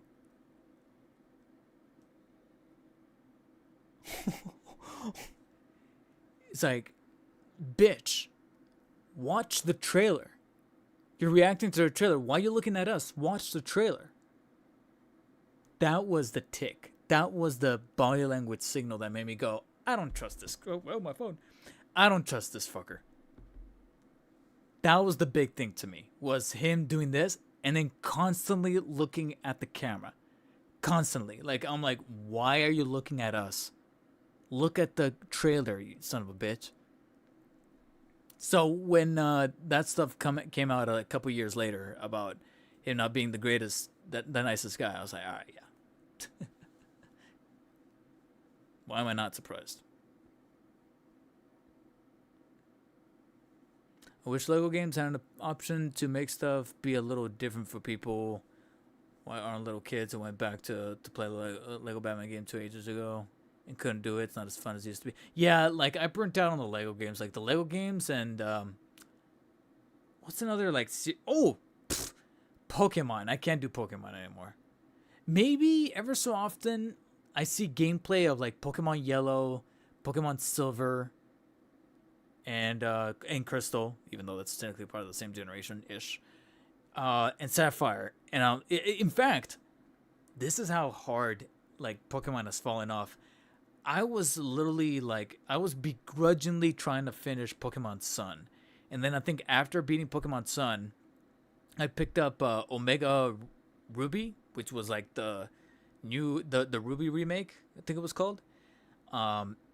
Played that on 3DS, played that, and that I actually like enjoyed myself more than Pokemon Sun. And Pokemon Sun's supposed to be the brand new game from the ground up, and yet here I am enjoying Omega Red more. I'm like, what the hell? So yeah, and to this day, I'm still looking at Nintendo like, all right, you guys, trying to get all this money with this Nintendo Online Plus expansion pack with the GameCube games, right? Trying to get more money with the monthly subscription, right? So that means you guys are going to put Coliseum on there, right? Because maybe I'll do it. Coliseum. But like, Pokemon, when does Legend ZA come out? Because I completely forgot about that fucker coming out.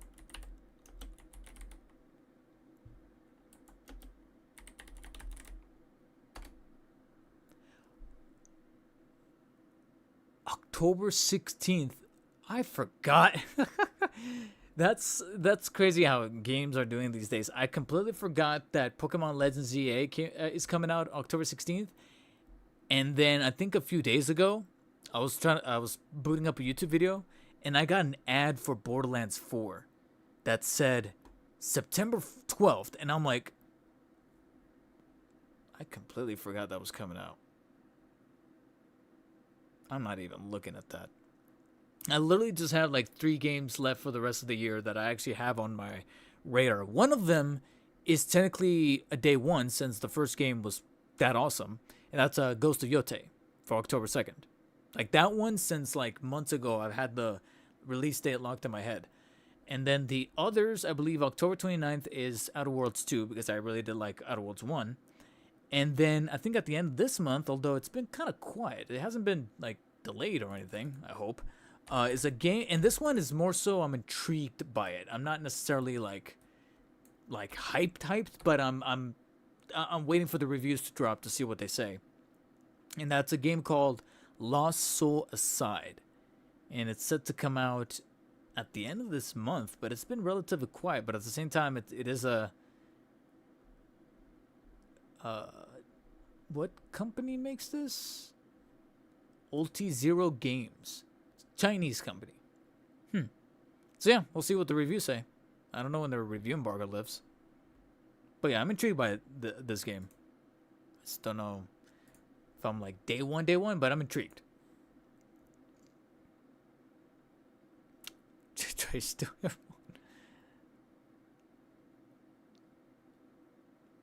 Yeah, Alex. Like, did you watch some of his earlier earlier reactions? Back in the day, yeah, when Thor Ragnarok was coming out, when Doctor Strange was coming out, and Homecoming, and then subsequently Infinity War and Endgame. That was all his reactions. And I think around that time, Blu-ray Angel was doing something similar, where either he was looking at the camera, doing that camera shit, or he would just, like, I remember his reaction, I think for the Batman trailer, where he was literally screaming at the top of his lungs, saying like his veins are popping, and I'm like, I know you're doing it for the camera. Like, hey, it's...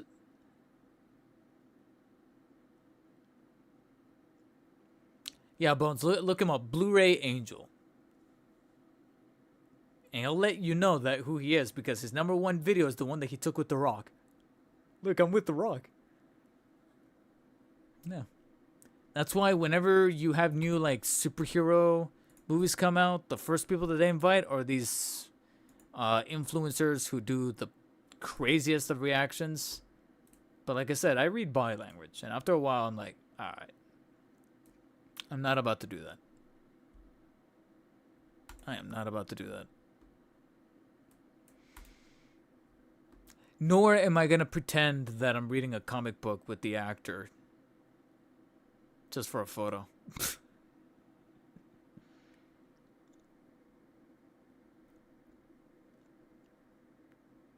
Like, just look at the camera. Just pose for the camera. That's it. Don't be like... And you can tell, like, some of the other actors are, like, cringing, like, do I have to do this?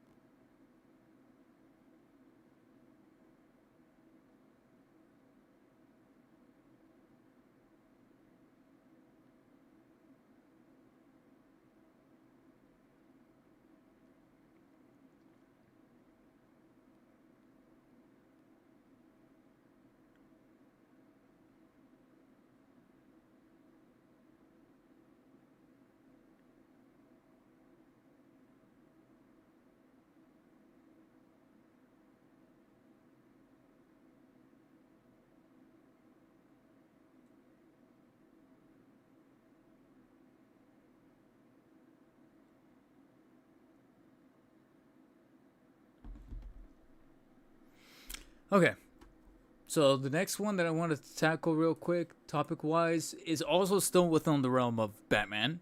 I even kind of mentioned a little bit in the... Actually, it's a perfect segue, because we just talked about the next Arkham game coming from not Rocksteady, but rather Lego. And yet we're still technically getting stuff from the Arkhamverse in Hot Toys form, because Hot Toys recently, within the past couple of weeks or so, one of these is a little the older side. We're coming up on like 2 weeks since this reveal, and then subsequently a week ago, on my birthday no less, we got a reveal that is more or less better late than never sort of situation with Arkham Knight Nightwing from Hot Toys. So it looks like they're still making figures out of this series, out of this particular property. And it's a Sideshow exclusive, so it's not going to be able to be found anywhere else. Don't expect 1/6 Kit or other sellers overseas to have any stock, at least not immediately, not the way that they usually do, maybe in the aftermarket. Maybe they could buy up their own stock, but so far it looks like it's going to be a Sideshow exclusive. Now the question then remains, is it too late for something like this? Because yes, I understand that this year actually marks the 10-year anniversary of Arkham Knight, a 10-year anniversary that sadly I missed in time to make a Arkham Knight retrospective because I got a little busy with a plethora of other things, including figure reviews for things that dropped that required a little bit of extra attention. And so catching up on those other videos and other things, I didn't have time to replay Arkham Knight in time, especially on the onset of replaying Arkham City for its own retrospective video. However, I'm documenting this. I kind of made this pact with myself in my own head, but now I'm putting it on video that I am definitely making it my mission in the next 2-ish months. August is kind of done. I want to say, actually, you know what? October would be kind of perfect, because doesn't Arkham Knight take place in Halloween? So maybe by October. And I don't even want to say the ends of October. I want to say like the beginnings or mids of October, I will have my retrospective up of Arkham Knight. A retrospective that I think I might finally say fuck it and pull up my old save file on the PlayStation 5 from when I ran the game first and on PlayStation 4 all those years ago, and try to see if I could 100% it. Yes, 100% it, aka grab every single fucking Riddler trophy so I can actually capture the Riddler. Because I have a save that's literally at the 95 point something percent completion, 96, 97%, and that last 3% is literally just trying to get all the Riddler trophies to capture the Riddler. I did all the other side stuff. I did literally everything except those Riddler trophies. Doing that will then unlock the final the Nightfall Protocol in full, and maybe, just maybe, give me that trophy. But we'll see. We'll see if that's actually something that I actually gonna have the time for by that point. But yeah, I'm putting it on video right now. By mids of October, by the halfway point of October, I want to get that 10-year retrospective actually put together and up on the channel. But in the meantime, Hot Toys wants to let us know that they are releasing a Nightwing figure, one that technically got previewed, I think like a few years back, and let's not dance around the topic, the elephant in the room here. They likely shelved it to prioritize other things, other properties that companies came to them and said, hey, can you make a figure out of this? We got this movie, we got the Superman movie, we got the Pattinson Batman, we got everything in between here. So this thing, I'm willing to say, got shelved for like practically half a decade, and just now, in what you could argue is a bit of a lull in properties, because let's face it, DC and Marvel, they're starting to slow down on properties. The demand is also slowing down because you have a lot of people who are just not flocking to the theaters to check out these movies. I mean, by their definition, a lot of people are saying that Superman didn't make the money that it needed to, Fantastic Four didn't make the money that it needed to. So Hot Toys they're not, oblivious to this. They're watching the news, they're paying attention to the industry and going, okay, why? Mark my words, I'm calling it now. They're not making all the Thunderbolts. Despite that tease, it's kind of sad, but they're not making the Thunderbolts. I think it's just Yelena, maybe Red Guardian, and maybe Bucky, and that's it. Yelena for sure got revealed, a full shot reveal. They might reveal Red Guardian and maybe Bucky, even though they're probably hedging their bets on the artisan Bucky from Winter Soldier. But again, Winter Soldier from a movie that's 11 years old. Yeah, I mean, it's pretty self-evident. So they probably dug up this old prototype and said, let's refine it. Let's change up some of the things on the suit. Let's bring it to as much to 2025 standards as possible. I say that very loosely because there are some parts of the suit that look a little antiquated as far as like the pleathering that I can kind of see already creasing here on the sides. You know, there's some parts of it that look nice, and there's other parts of like the head sculpt that don't look bad, but they look a little too much like, going back to these suits right here, a little too like robust and not, you know, there's something a little softer about them that's not as refined as it is in 2025 days. So it doesn't look bad, but it's not an immediate pre-order for me.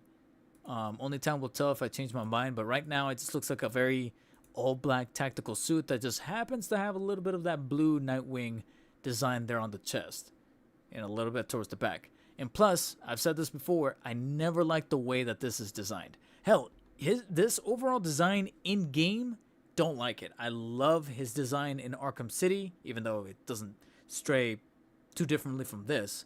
But at the same time, I'd rather take the Arkham City approach with the classic mask, standalone mask, and the much more encompassing design of the blue symbol that then bleeds over to the sleeves, as opposed to having what is essentially just a tactical fight suit that just has this like blue bar in the center that literally breaks up here in the middle with the strap, and that's it. And then you have, like I said, this stupid design for the mask that I personally do not like. And plus, when it comes to like accessories, it's pretty basic. You have your traditional grapple from the Arkham Knight Batman. The I can't remember what the name of these things are. The staffs. They have a specific name, but I can't think of it right now. The grapple wire, the electrical special effects, and then your traditional rectangular base with the alternate hands. So it's not really doing anything crazy for me personally. I don't know about you guys.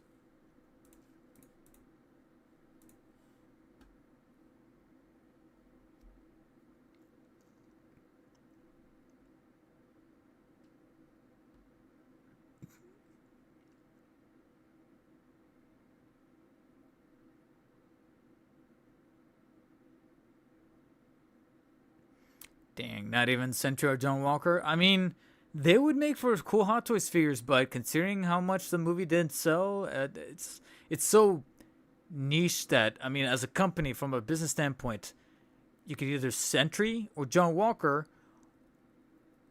or you can do another Captain America, another Chris Evans Captain America.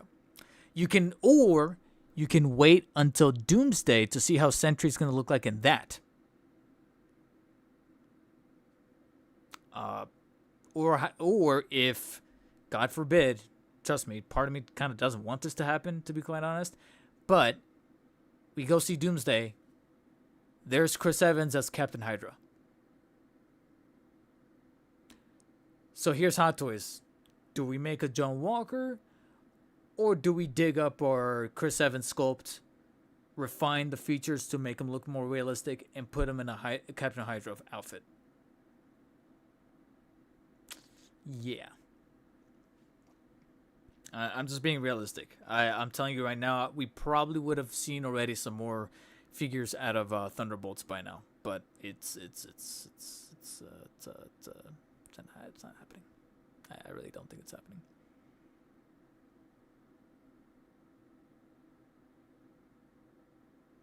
Eskrima sticks. Thank you, Bones. Yeah, that's what they were called. I'd say between John Walker and Sentry, Sentry does have a stronger likelihood of getting made, but I'm still dubious.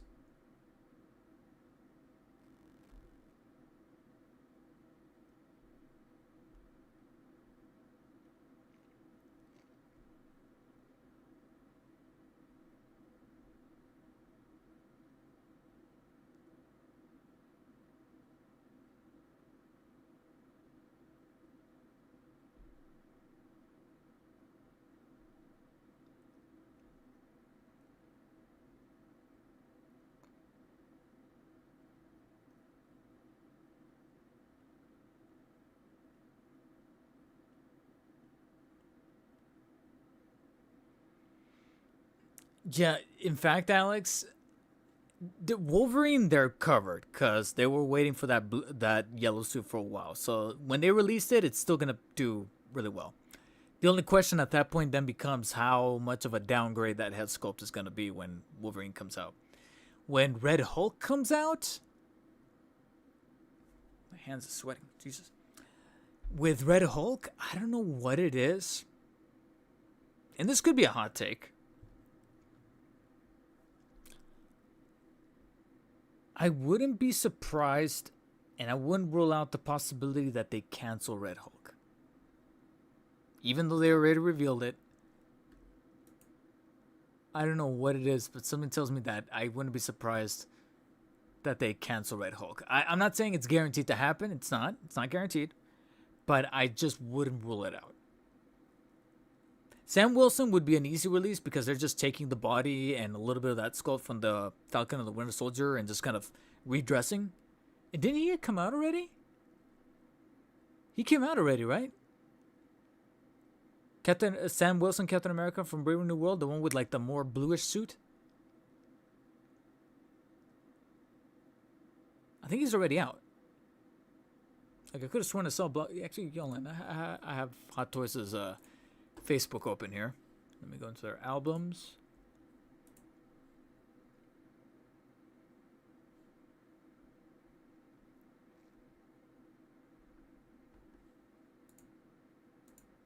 If they can load.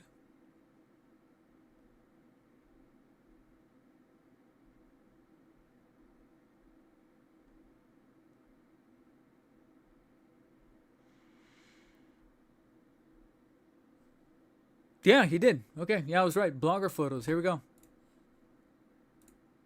Yeah, this one. And these are blogger photos, meaning he's already released. Don't know if he's hit stateside, but yeah, blogger photos. So yeah, he's already out. Cantinflas, what the fuck? What's with the Cantinflas gif? He looks good. I honestly do think he looks good. I just don't want it. But yeah, blogger photos. Here we go. He's already out. And I knew that he was going to be an easy pump out because they technically already made him. Technically, those are the same wings. Just repackage them. Easy. But Red Hulk, that's the one that I'm like, ugh. You don't think they would have, like, talked about it already? Now, what did move the needle to me in a way where I went back to the photos just to look at them because they legit looked vibrant and cool and they stood out to me in a way that's very unique, is the Killing Joke, the Joker. And this is pretty interesting because they're giving us another entry in the comic series, even though it's technically not Hono. It's becoming a little murky of what Hono does and what they don't do, because this is technically not Hono. It's still Hot Toys proper, but it's part of the comic masterpiece. So what constitutes as comic masterpiece? I can only assume that this is similar in the same vein as their Dark Knight Returns Batman, where it's not Hono, it's still technically just directly Hot Toys as part of the comic series. And they're doing it to now the Joker from The Killing Joke, one of the most iconic portrayals of the character that whenever you see this, you instantly think of The Killing Joke cover. And they're now bringing it in 1/6 scale format. And to me, out of the past two very curious and strange and offshoot reveals that Hot Toys has made, this is one of the ones that stand out to me the most. That looks legitimately awesome. Can't say the same thing about the seamless wrists. They do kind of stand out a little bit apparent right there. But granted, you're going to see that mostly when you kind of position him in this. So maybe that's something that Hot Toys should have probably kept in mind when articulating the figure. But I digress. Because when you do relax the arms, it does look like it's going to be covering them. And then you get the bulk of the suit that looks legitimately nicely tailored. I do like the design. The inclusion of the hat, but to me, of course, the piece de resistance and the hat, the camera, the stuff going on right there looks decently articulated, nicely posable, very iconic of the Joker. But to me, of course, the big thing is that head sculpt, which just looks statue grade level. And it's very easy for Hot Toys to be able to do that out of comic based incarnations of the characters, because you're not really beholden to having to do the lightness of an actor or going super hyper realistic like the Arkham games. Going into the comic realm, it's like, okay, you can definitely exaggerate the features and just be playful with it. And I think that's where you're able to extrapolate really good strengths as far as paint and sculpt and all that jazz. So you have like the yellow teeth, the smile, the eyes, the wrinkles. It's just so expressive that I look at that, and if I had that on display, I would catch myself like maybe a couple times just looking at him like, yeah, I own that. I would be proud. So I'm keeping this guy on my radar because he does legitimately look awesome. And he comes with 2 head sculpts, 2 head sculpts and 2 tongues. So here we go. Because you're going to have the winky one that you could either use as a winking face, or it's probably the one that you're likely going to pose with the camera to recreate the iconic cover of The Killing Joke. But then also have a static, smiling, non-winking face with the rolling eyeballs. And if it shows it on the next piece, where'd it go? Did I change it? Oh yeah, there we go. The magnetically attachable tongue. So being able to add the tongue piece, it's pretty interesting. It's definitely a choice, but it at least adds to the wired coat and jacket, of course. So both of those are wired nicely. And of course the rolling eyeballs, pistol with detachable flag. Yeah, this is nice with all the different accessories right here. So yeah, this one is definitely on my radar. I still haven't pulled the trigger because, like I said, because I'm trying to reserve money for other things that could probably be covered on the channel. Because for those of you who don't know, full transparency here, as much as I like collecting certain Hot Toys of Batman and Spider-Man characters, recently they've been the thing that I've been needing to pare down and, for lack of a better term, sacrifice. Because, financial struggles, and also because whenever I tackle Hot Toys on the channel, it doesn't really do well, whether it be a review or a news segment like this. Like if I was to take this moment of talking about Nightwing and the Joker and splice it out, which I might still do. I'm not ruling it out. I'm not saying, never say never. Well, actually, you know what? I take it back. I won't do, because these figures have already been unveiled for like 2 to 3 weeks now, so it's gonna be too late. But yeah, whenever I do like a segment like this and splice it up as its own video, or if I do a Hot Toys review, generally it doesn't do as well as when I cover McFarlane, as when I cover Marvel Legends, or hell, even when I cover some of the prosumer stuff like Mayfix, Figure Arts, LPZZ, etc., InArt, FonJoy. It just doesn't do that well, which makes sense because, every time I talk about Hot Toys, and I'm not saying this as a bad thing, I'm just an observation, somebody in the chat or somebody in the comment section of that video says, God, I wish I had that money. There you go. That just answered my question, or proved my point that a good chunk of the people that watch the McFarlane stuff are watching it because they are able to simply just go to the Target and pick up a $20 to $30 figure. But when I cover Hot Toys, all they can do is just either watch or maybe watch a few minutes. But at the end of the day, they know that they're not going to buy the figure because it's $300. So unless you're already in the community the way that Justin's collection is, the way D Knight is, Figure Hideout, Will Foxification, all those guys. Unless you're already in like that, Riley's Reviews. Unless you're already established yourself as a 1/6 collector, it's a little late. Especially now with the stuff going on with the tariffs and inflation and people choosing to pay off bills and things like that. Hell, I'm selling some of my Hot Toys figures to pay off for certain stuff. Recently I dropped off the Hot Toys Hot Toys Spider-Man 2 Miles Morales figure, and I sold that. And I'm going to use the money to literally pay off a chunk of my phone bill. Because that's how fucked I am. But I also see, I watch the metrics and I go, okay, the Hot Toy stuff is not paying off. So obviously I can start paring down that collection.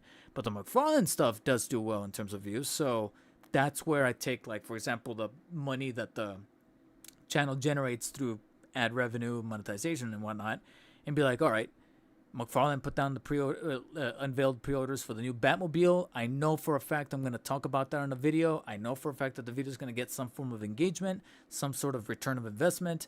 So I am going to pick that up. I am going to put money towards getting the Batmobile because it is going to be a YouTube video. It's technically, a business thing. For lack of a better term, even though this isn't a full-time business, but it has the potential to become a full-time business. So, that makes more sense to me. A Hot Toys thing, I know it's going to be a ways off. I have a couple of Hot Toys figures here underneath my desk that I would love to do a review, but I know that by the time that review goes up, Justin's collection, like I said, D Knight, Riley reviews, they already put up the reviews like months ago. So why I either need to create a new spin on the review or sadly forget it and just start contemplating just either owning the figure for the sake of collection because it looks nice, because you like it enough, or if you're willing to part with it, part it, use the money for something more effective today, whether it be food, phone bill, other bills, other payments, storage, or whatever McFarlane, Marvel Legends, Figure Arts, Mafex has coming down the pipeline that I know is going to make a bigger splash on the channel.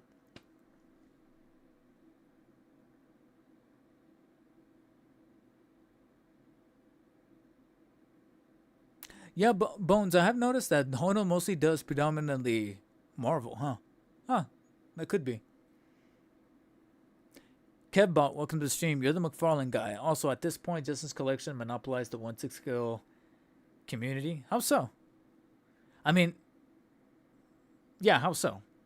Because I'm intrigued of that concept by monopolize.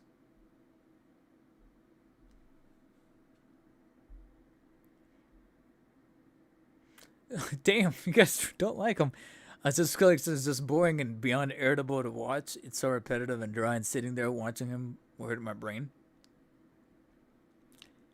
It's funny because I'm trying to defend him. Because overall, I do like the guy. I do like Justin's collectible. It's one of those cases where I do like Justin's collection, and I do like his videos. But there's some reviews that I watch in totality. And then there's others where I do kind of skip to just see the accessories and to just see the visuals. And then I'm out. Or the previews, if somebody took photos of the Hong Kong display. And then that's it. And when I hear, like, for example, you, Alex, say that about him, even though I don't feel the same way, I can understand, if that makes sense, why you say that. So I don't feel the same way, but I don't blame you. I can see it. You know what I'm saying? Like, it's not over my head. I'm like, I can, different strokes for different folks, as they say.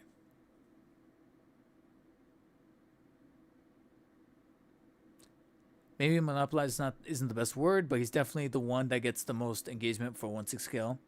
Yeah, and I guess this also kind of perfectly segues into a good mini spontaneous topic that was not going to be part of the discussion.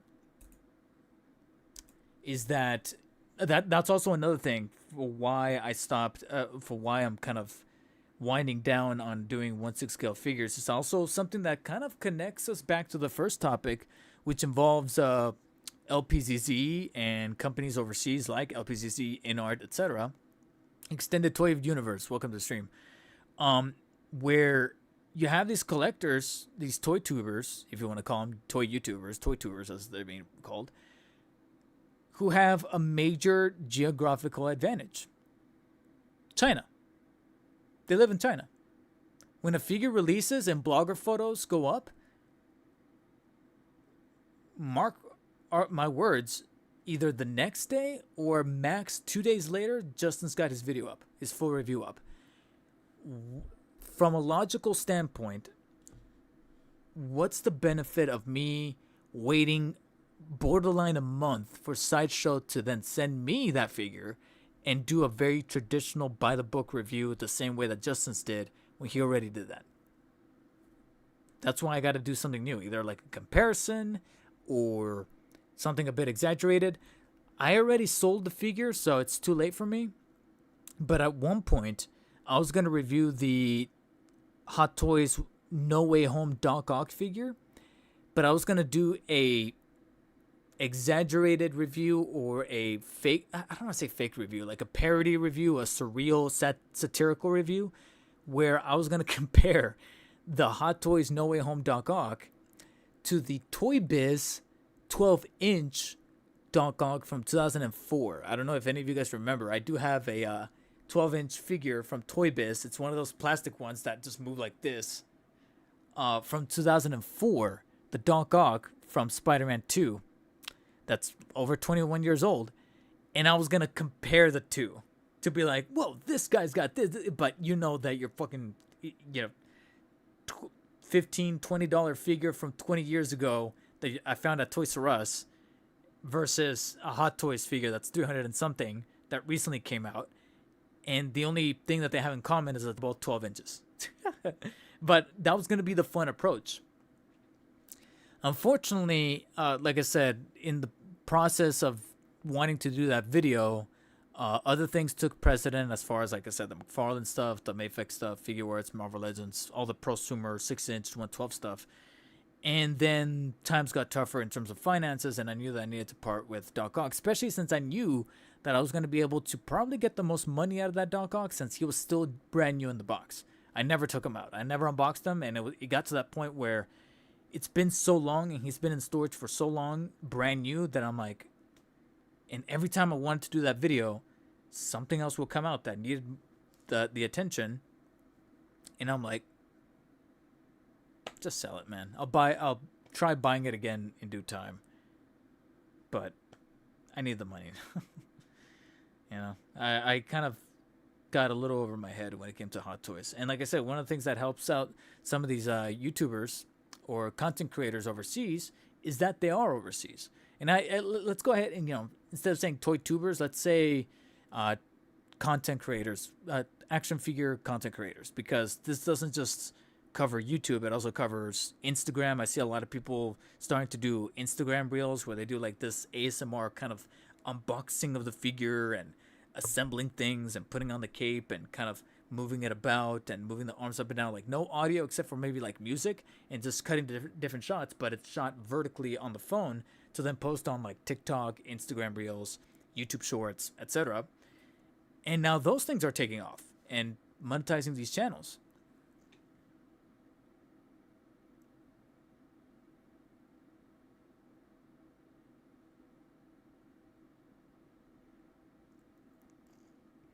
And I think for a little while, a lot of these collectors overseas were simply just collecting. They probably just had their own thing. And then when they saw how much business there was in doing action figure reviews, especially after the pandemic, they were like, yo, we're getting Hot Toys first. Why don't we put out those reviews as quickly as possible? And notice how much more videos are coming out, not just for Hot Toys and InArt, Chinese-based companies that come out there first, and as soon as those blogger photos go up, those release statements go up by the companies, boom, you got Justice Collectibles already putting out his video.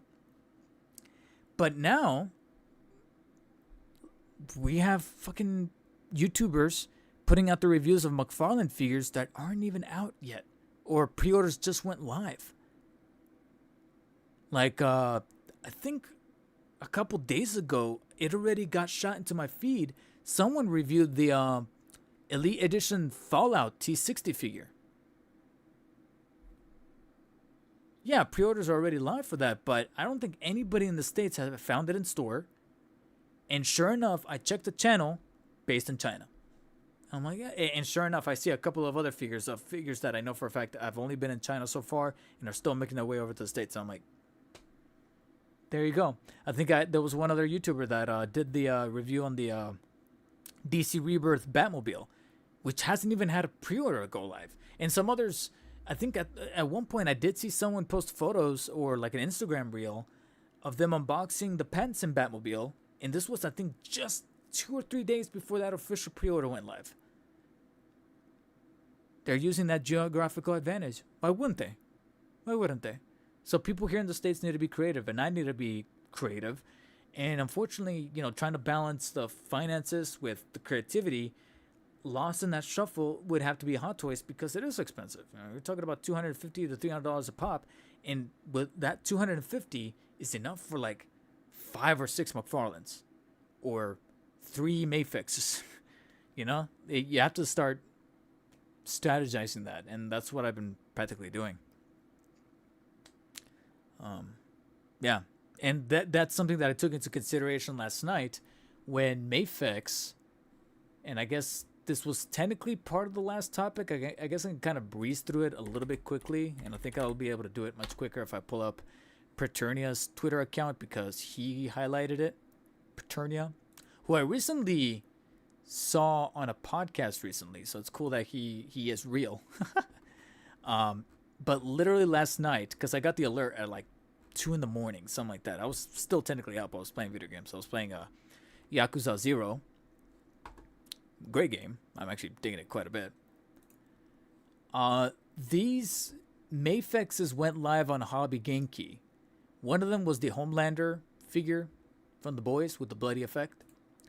And then another was this Scarlet Spider, which was, I think, like a toy show exclusive for like some kind of Chinese show overseas or Japanese show. I can't remember. I legitimately cannot remember.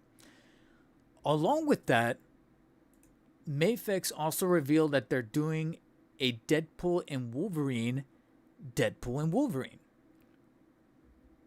So you got that coming out, along with a Black Adam, which I think is a little too late. But those pre-orders might be going live at the end of this month. So you got that. And like I said, we got Scarlet Spider. You technically also had the reveal, as I kind of hinted at the beginning of the stream, of the Night Crusader Batman, which is the black and gray.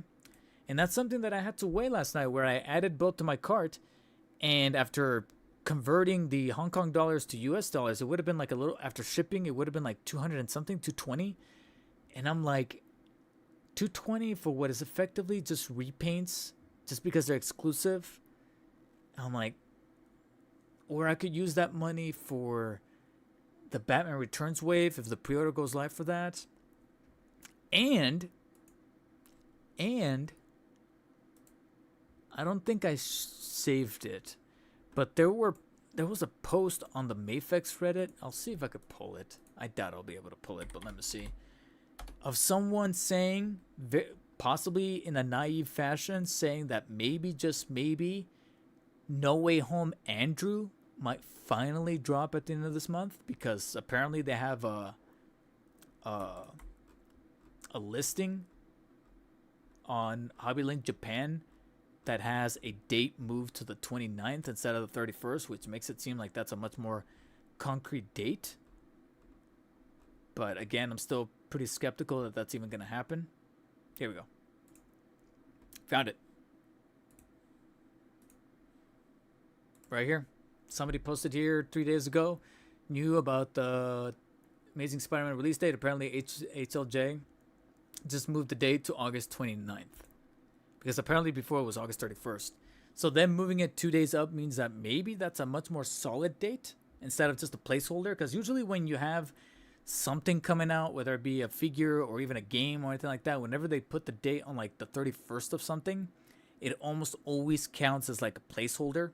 The 30th or 31st or something, like December 31st, it's like, well, that's a placeholder. They're just trying to say by the end of the year. But moving it to the 29th, they're like, oh, maybe. But we'll see, because this guy's been delayed. God, how many times now? Like 3 or 4 times. That now I'm trying to remain optimistic, but I'm preparing for the worst when the figure does come out, and I'm like, yo, like, please don't be a piece of shit. Don't have the same problems as what's it called? Who was it? Toby. Please don't have the same problems as Toby. With the articulation and the joints.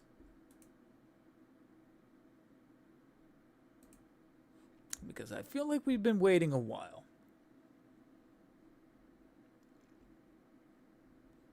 Especially, they did my boy Wolvie dirty. Yeah, okay, so I don't know if this is considered a hot take. I actually do have him pulled up right here.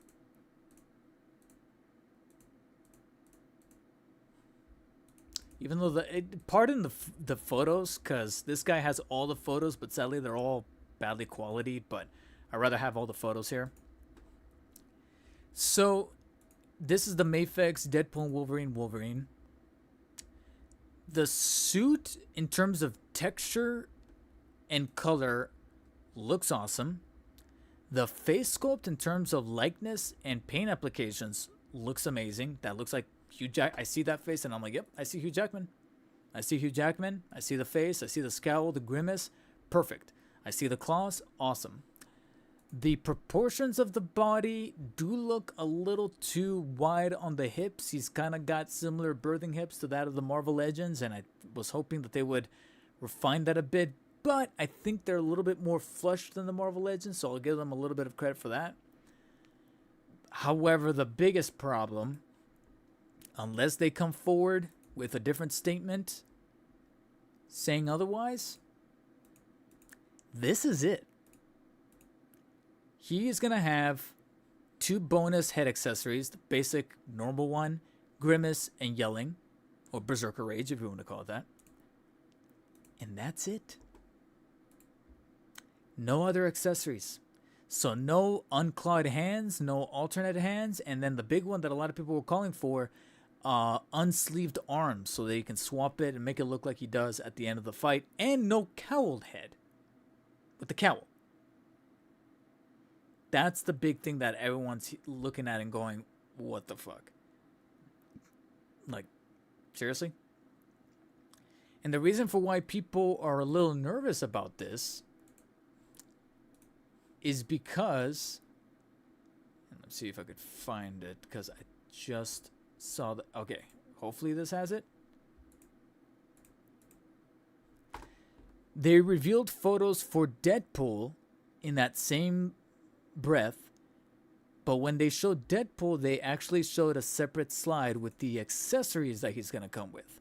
The double regular pistols, the golden pistols, the TVA time jumper, dimension jumper, I can't remember what it's called, dagger, the katanas, and then even a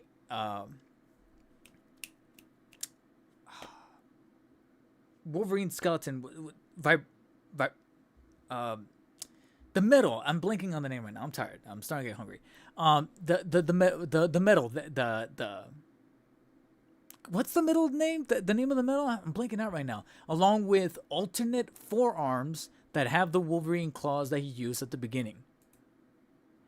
And Dogpool. This one I didn't know. I didn't know he came with Dogpool as well. He's also coming with Dogpool. This is me seeing this for the first. I saw the first slide with the accessories. I didn't see Dogpool. He comes with Dogpool. So yeah, unless Mafex is going to correct them saying later on that's going to come with more stuff and they just didn't, they're getting maybe licensing approval or something. Unless that happens, yeah, that's going to be a problem. That's the big thing that everyone's looking at and going, what the hell, dude? Adamantium. Thank you, Bones. Yeah, I don't know why I was,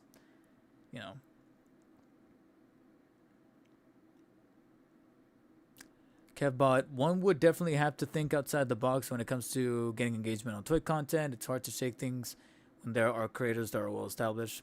Yeah, that's why I try my best to, like, whenever I do a review, I don't just want to call it blank blank review. Like, I'm about to do the Fonjoy Superman review. Fonjoy 2025 Superman review. Okay, like, there's already like 5 videos already titled that. So, gotta do something different. Do you think if you post more regularly, even if it doesn't have the quality you want, it might help growth and monetize? Kevbot, not gonna lie, that's kind of crossed my mind a couple of times where I was like, okay, instead of doing all these involved shots, let's just try to get stuff out there a bit more quickly instead of taking a week from when I shoot to when I publish, because in between I'm shooting all this B-roll.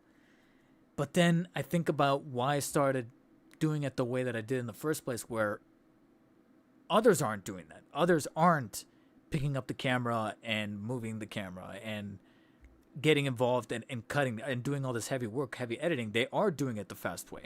So how can I set myself apart from that and not be your traditional toy tuber, as they say? That's so, but don't get me wrong, like, that's crossed my mind at times where I was like, okay, why don't I just do the wide angle and just call it there? That has crossed my mind. It has. But what keeps me from the OCD in me keeps me from doing that, because then I think about the fact that everybody else does that.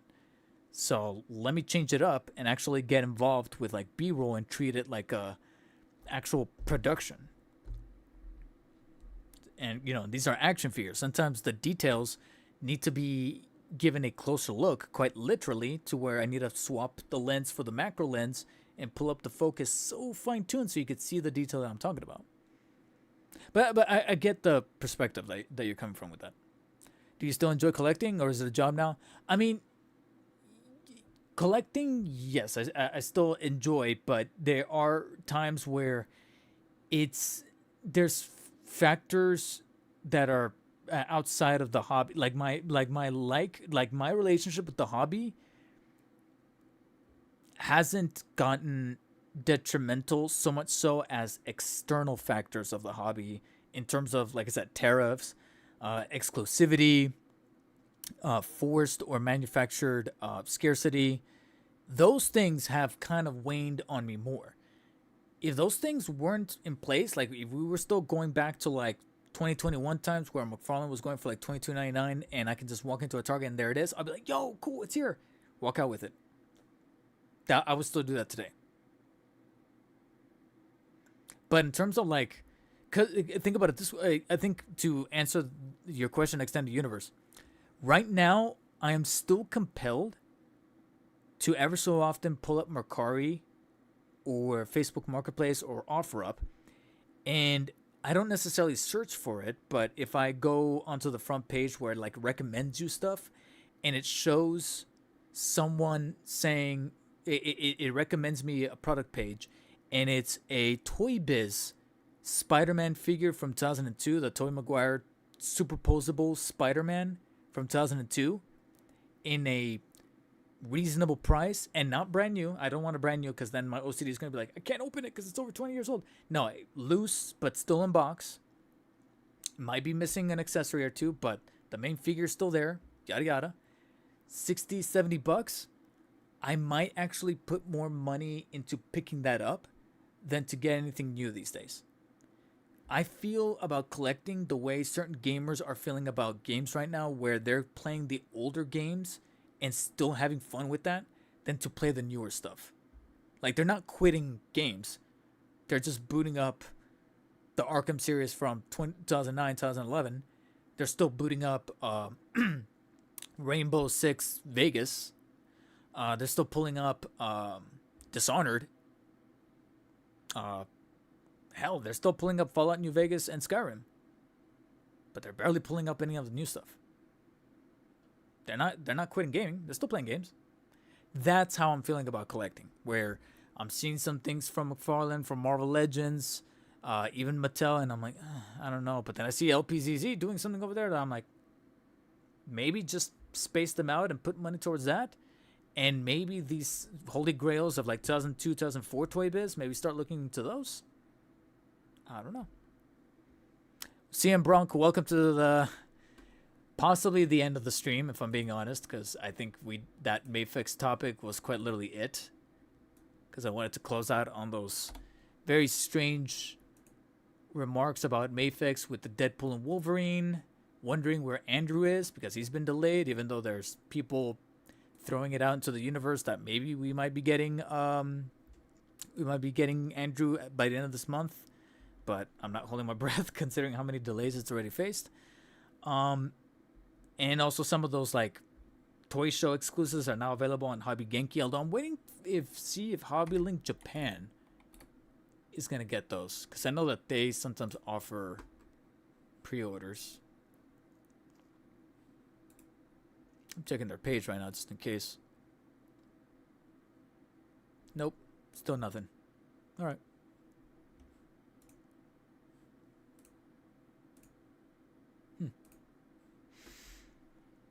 So I'm late to the stream. Do you know where I can get the new LPZZ Batman aside from Toys Metaverse? When you say Batman or Deathstroke, because Deathstroke, you have Toys Metaverse, 5K Toys, Gundammit, Bombasby, and Calkeys, Calkeys.com. Those 5 are so far allowing pre-orders for Deathstroke.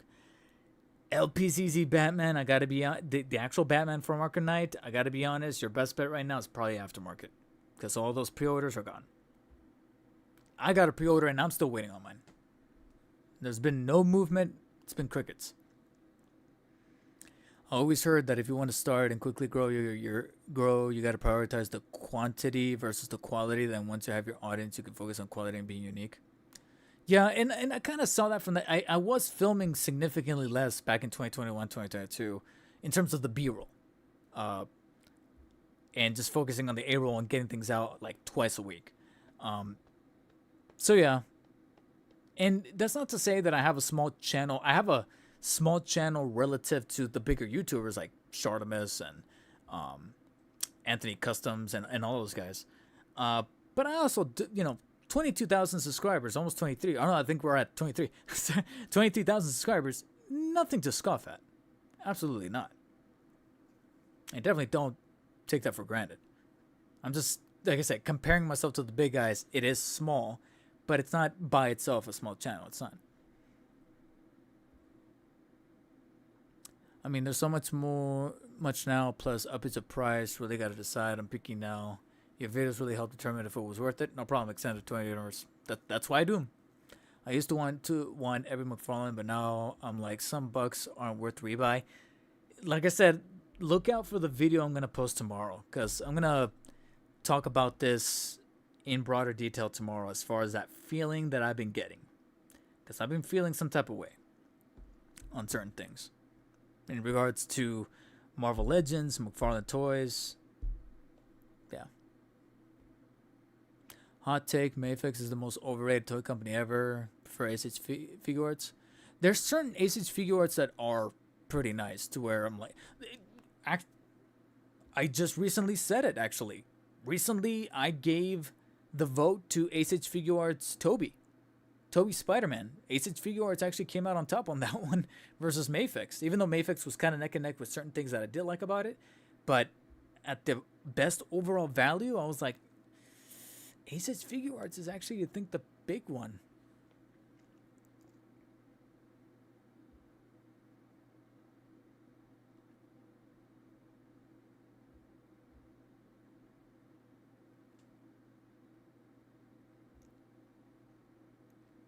To be honest, Alex, I actually feel like it might just be a little too late for them to revisit TAS. But never say never. But I don't know. I feel like with a year running out, to remold and resculpt an animated series Batman when you already have DC Direct out there.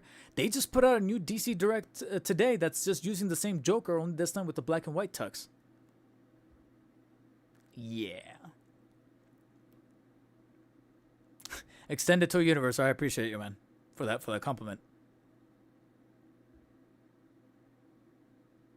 AliExpress has some LCZ Batman listings, but not sure if they are legit. Yeah, you're literally rolling the dice with AliExpress. That's completely up to you. I'm not encouraging that. No, am I telling you not to do it? That's completely up to you. All right, shit.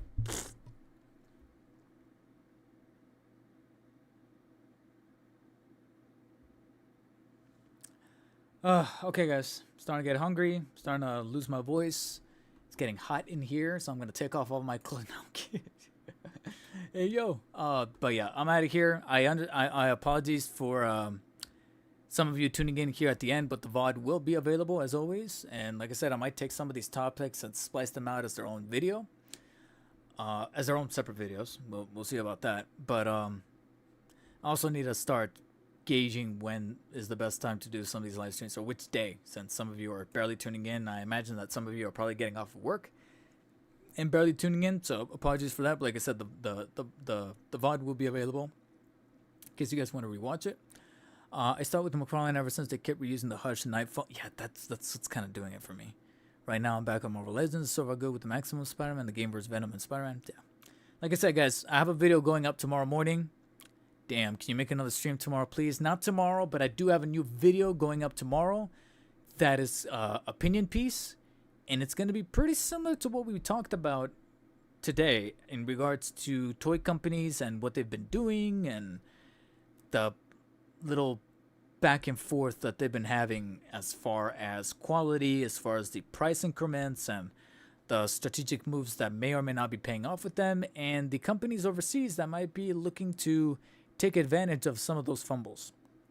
So, no stream tomorrow for sure. Plus, tomorrow, I think a little while after breakfast, I actually have to head out with my girlfriend because we're trying to find a shelter or a foster home for a puppy that my girlfriend's dad found and is refusing to take responsibility for. So why the fuck did you even bring it home to begin with, you son of a fucking bitch? Sorry, projecting. So we're trying to find a home for this pup. It's now our responsibility apparently, and we're going to be doing that tomorrow, which requires sometimes driving out to see which shelter is probably the best fit for him, and seeing how that goes, because it's stressing me out because I want to make sure that this pup is taken care of first and foremost. So I'll be doing that for the majority of the day tomorrow. But like I said, I do have a new video going up tomorrow, so if you could watch that, engage with it, like it or dislike it, but definitely post in the comments, share, do all that stuff. And then new videos going up this weekend, including a comparison video, maybe some of these topic videos, and getting to working on the next stuff while I patiently wait for my LPZZ Arkham Knight Batman, whenever the hell that happens, and possibly contributing to the Zack Snyder Batmobile thing that closes on Friday. It closes this Friday. If you guys haven't made a contribution to that McFarlane Justice League Batmobile, if you want to, completely up to you. That closes on Friday. I'm still deciding on which tier I want to do, but I know I got until Friday to do so. So I'll be checking that out. In the meantime, guys, you guys know what to do. Stay humble, and I'll catch you guys on the next one. Take care.